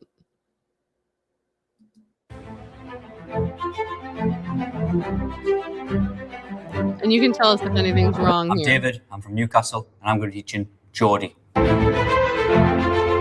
I'm Leonie. I'm from Germany. I will be learning Geordie. I'll read Mara. Hello. I'll read Mara. Hello. How's it gone? How are you? How's it gone? How are you? That I can A say. bottle of broom, please. A bottle of broom, please. I'm gan yem. I'm gan yem. I'm gan yem. I'm gan yem. I'm gan yem. I'm gan yem. Gan. Gan. Yem. Yem. I'm gan Is that for yem. home? Gan yem. I'm gan yem. I'm gan yem. I'm gan yem. I'm gan yem. I'm gan yem. I'm gan yem. Means I'm going home. You got it. Oh, I actually got it. It is Have a English. conversation with a real life barman. I'm ready. Go for it. All right, Mara. All right. How's it going? Yeah, good. How's you? Hi, Candy. What can I get you, mate? A bottle of broom, please. Got number out. Spot on. It's $3.50, please. Thanks. Me, Bosh. Why, that's champion, that. Nope. Whoa. No words. No words found. Leonie, you've I done don't know champion. what she You've just passed said. the Geordie challenge. Well done. So funny story. We were my brother-in-law was here with my sister visiting, and we were going through the Dunkin' Donuts drive-through, and he was telling me what he wanted, whatever. And he had said something, and I was like, I sat there for like, I don't know, like 30 seconds, which is like a long time, when you're like pondering. And I just was like, I don't know what you said. I heard dragon. That's what I said. I heard you say dragon. And he said, do you reckon? But I had no idea. I literally just heard the word dragon. But yeah, that's where he's from. That's so funny. I've never heard it. Wait, Paul said not. Yeah. He's not a Geordie. You can't fake a Geordie accent. I don't even know what those last words mean. So, sir, you win. Yeah. McKem. Wait, Paul, record us something. Send it send us a video. Send us an audio track, if you will. Yeah. discourseamerican@gmail.com. Send me a little. I want to hear something. We'll play it. Seriously. Give us a real lesson. We need to know things. We're across the pond, my dude. Dragon. Are dragons real? Well, I mean, we have what do you call them anyway? What are the dragons? Why can't I think of the name of them? The real ones that we have. Bearded dragons? Well, I mean, I have a bearded dragon, but Right, I mean, there's what's the name of they're larger. What am I? Komodo dragon. Thank you. Thank you, Komodo. Mark. Appreciate you. I see you, boo. A lot of Komodo people dragon. think that when people were talking about dragons in the olden days, they were just talking about dinosaurs. That's a theory I've heard lately. If anyone have heard that one, cool. let me know. Lots of guys named Dragon in Serbia. Marie, you are the best. And I found you and I realized that you don't have the CPT in your name. And is that why it was confusing? Yeah, she goes by something else, and you'll see. I just like something she posted in Thanks Chat. Oh, good. I'll check it out. Yeah. Oh, I don't know. It's almost 1. It is. That was fun. That was quite the chat. It was fun. It was good. It was good stuff. And we'll be back on Saturday, so with more. And I do have some things I'm trying to gather for just like a weekly overview on that. Yeah. That'll be fun. I want you to do the Baron stuff. I feel like that'd be helpful. I really do. Even if you did like a Friday recap, because he goes, like Sunday to whatever, and then if you did like a Friday, like this is what we've learned this week from Baron. That's true. I could do that. That would be really because good. I just can't watch I know a lot of people can't watch 3 hours. I mean, so many people stream for so long. We just did. It's almost been 3 hours. It's so weird. Yeah, that'd be great. Thank you, Mel and Mom. Appreciate you. It. Yeah, we'll be back Saturday together. We do so one of our regulars came up with our name too, which we loved. So the Rogue Discourse, that's usually when I stop watching Mello, is when he starts reading comments, because I figure the meat and the potatoes are done basically at that point. But then I still worry, sometimes sometimes there's but sometimes there'll be a super chat that brings up some other information. So I do usually like to try to watch if I can. But at least I can watch like a good chunk. Although I feel like he went pretty late today. Yeah. Did he just finish? That's really late because she just popped in here. So Moonchild, I am curious about Tartaria. It does require lots of stuff. And I'm actually working on a series that I'm working on a different series first. So it's more important, I think, to what's going on in the current state of events. I will let you guys know what that is in a little while. I will be doing an actual investigative series coming up. I haven't done research in a while. I've been doing mainly commentary. But there's going to be something coming up. And then eventually I will do Tartaria. That is a very, very deep dive. So I want to be able to source it. There's so many things I would love to do, like series on. And I just feel like at this point, until I'm monetized, it's too hard to spend that much time and risk, potentially not being consistent with uploads because I'm trying to do something too big. Because the algorithm's like, hey, you suck. If you wait too many days, it's like, we're going to show it to no one. Mhm. Or if you So overdo it, you can in my case, if I post too many times, it won't push enough it won't push in my videos. well, yeah, Tartaria is because not made up, Marie. I need you to know that. I have an old geography book that talks all about it, and it was not a fake book. It was made by a real geographer, so it's just hidden in the archives. So that's some of the premise of Tartaria was there's a lot of rumors that go on, but it was a real place, and people were called the Tartars, and yeah, I've that's actually found fantastic. proof of that. The Tartars is awesome, first of all. Yeah, and you think about it. Anyway, I will do a series though. I will change your mind. I will change your mind because I I've love looked. that stuff. We've talked about it, like the Y-file stuff. I love all of Me that. too. There's so many things that was actually originally what I wanted my channel to be, like that sort of stuff. Yes, Just it like the does take kind of deep unknown, research. weird stuff. It takes a lot of research. That's a challenge, but also I figure if I get to a point of being monetized here, then I can have, I don't bring a lot in with my job I have a part-time job, but I'm working a lot these next 2 weeks, but I don't bring a ton in. So as long as I break even, I don't need to have like a massive following or anything. I just need to know it's happening. And then at that point, I'll have a lot more free time and I'll be able to actually do the research necessary to try to do stuff like that. But, unfortunately, it's hard to get monetized when you do things that specific or that niche, I guess you could say, because you got to really find those people.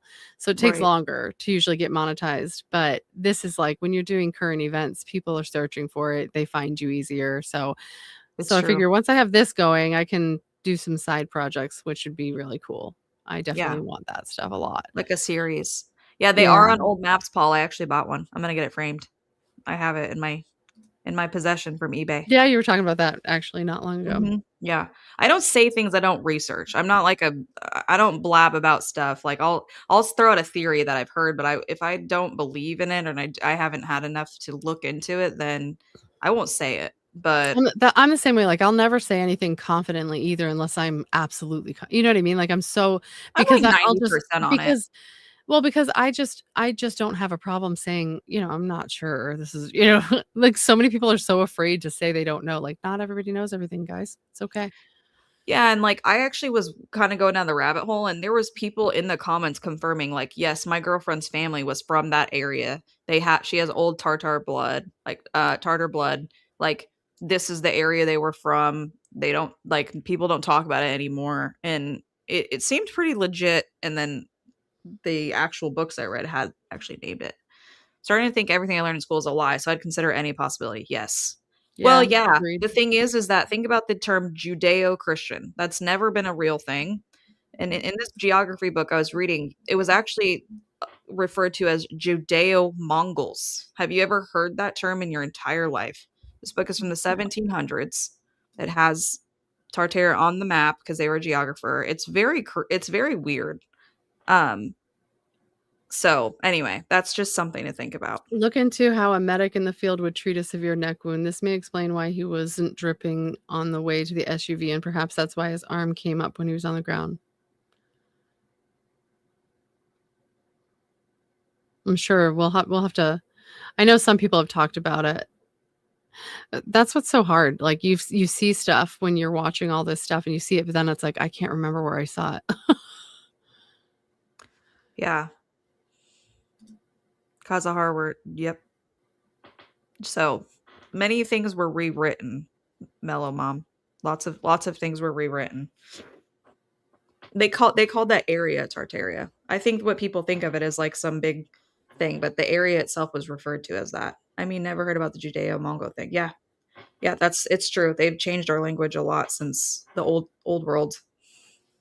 I know everything I was taught was a lie. Yeah. So we're gonna do some cool stuff. I'll do some side quests, but I'm not prepared to do that Tartaria for that exact reason. With Marie, like Marie has good questions and good pushback. There's a reason people push back on it. You want to make sure you come with like your receipts. Yeah, that's true. I homeschool now. It's hard to know what to teach. It is hard because there's basics and then like and because we're still learning what we're told, we still learn lies every day, it seems. So it's hard to be able to know. I think the most important thing we can teach our children is how to be good humans that are willing to listen and actually absorb information, even if they think they disagree. Because even as adults, most of us aren't doing that. I've said it before. In most situations, if someone knows you have a differing opinion than they do, they'll listen to what you're saying if they're willing, but they'll listen so they can try and find the spot where they can argue their point and prove you wrong. They're not listening to absorb or to, critically think about what you're saying. So if you can teach your kids anything, teach them how to humbly have conversations, even about things that, they may disagree with, because we're getting nowhere if we keep doing it the way we're doing it. I agree. Yeah, Zero, the neoconservative movement. Yeah, that's why I say you always blame it on the Rothschilds. It's always the Rothschilds. Whatever you, it's just I always love the that that's your Rothschilds. bubble on Discord. Yeah, it's always the Rothschilds. Whatever you think it is, it's just always them. From like the 1700s on. Yeah, it is. Yeah, I agree. it is. It is. Even when you watch things like that Jubilee series, Middle Ground or whatever, they're just like put there to argue. That's exactly a perfect example of how people listen, to not try and think about what you said and actually consider it, but to just listen so they could find their in to debate and argue with you, not actually accomplish anything. Because all those two parties do is leave the event and go, I was so right and they were so wrong, and they didn't even listen to me. None of you listen to anybody. So true. Yeah, it's fake. It's false. Not a real thing. It never was. It's a fake term. I like the moon as a ship theory. That's funny. I've heard that too. I've heard when they went up there, like they literally can't talk about it for real if they ever got there. I've heard that too. Yeah. I'm on 50-50 on the moon landing there. I'm kind of on the side of they got there, but then couldn't, because of whatever was there. Now they had to recreate it. They had to pretend all this stuff, and then they can't go back. And that's why we've never been back. I like that theory because it kind of combines the two, where it's like, this is obviously Stanley Kubrick-esque, right? It doesn't mean they didn't go. They just probably warned everyone, just don't go back there. Like, I just do not go back there. The funnel, they taught us that we couldn't trust our own instincts. Oh, will you play that on the top, the Moonchild comment? Where? Is it this one? The fundamentalist church one. Go one more down. Got it. Okay, I think this is very weird, because if you think about your instincts and you're a Christian, that most likely is actually your Holy Spirit or your discernment, which is what we're taught. So I think it's unfortunate the way that these things are construed. But I know what you're talking about. Now, that didn't happen to me. I think I was blessed because all the things I've heard, like, I normally can combat them pretty easily on all fronts when it's stuff like this, where they're like, well, you're not supposed to use your instincts. Like, what do you think your instincts were? A lot of people say that's God-given, gut-given, your consciousness. Like, I don't understand that line of thinking. I think people get the Bible really wrong in that way. So I know I'm kind of speaking about something that we didn't really talk about this time around, but that stuff very much bothers me, so I'm sorry that happened to you, Moonchild. Oh, it's a death cult. I didn't know that. Used to live in Ohio, Neil Armstrong. So that's cool. Why is everyone from Ohio? J.D. Vance, Eric Kirk, Abraham Lincoln is the original term. So I was trying to cut out the moosies. That's a good way to put that. I feel like that's such a hard thing, because he may not have had much say in that. And I think as he got older, you could tell that something was eating him up. Like he got really short-tempered on things. So I imagine that that's a heavy burden to carry. But if you're truly scared about stepping out of line, what are you going to do? I don't know. That's true. I mean, oh my gosh. Look what happened to Charlie. He stepped out of... Yeah, Zero. Why were you born in Ohio? Why is everyone in Ohio? Come on. I wasn't. I was born in Malden, Massachusetts. See, she's clean. Because Ohio is cool. That's what you want to call it. 0 predators. Well, you know what? There are main states that I always think of are very sketchy. And me and Rogue have talked about this Florida. offline. Yeah, there's some weird ones. And like lately, Texas has been on my maps. Colorado, I think, always has some weird people in there. Arizona. Like there's certain states that you're like, there's shit going on here. You just know it. Like anytime there, like Florida's like that one where just the completely wackadoo stories, though. You know what I mean? Like the ones that are like, this doesn't happen in the real world. It's Florida, like every time. Like that one lady who went naked into a McDonald's and was like turning the ice cream maker and like eating out of it. Yes, that was Florida. Florida. Yes, Erica was born in Ohio. I worked in a bank in Florida, and there was a dude one time who came in and was sitting in the lobby and drinking liquor out of a baby bottle, like with a nipple and everything. Yeah. Florida's so cool, guys. Stop it. Hold on now. So wait. Oh, toy hoarder. You're from Canada. Oh, I'm sorry. We used to think of you as our brothers. I know. So much has changed. Like, not even that long ago. It's not you. And you guys probably used to think of us better too. Like this relationship is we're the same powered. way. Yeah, we're like fraternal twins. We still care for you as people, but like apparently our governments just went. Ours went crazy. Yours went crazy. We're bombing people. You're taking away rights. Oh boy. I hate that I said that. It's all crumbling. It's true. We need help, SOS. That's two, buddy. Like I know. Who puts their mask on first? I'm not sure. Yeah, we don't know.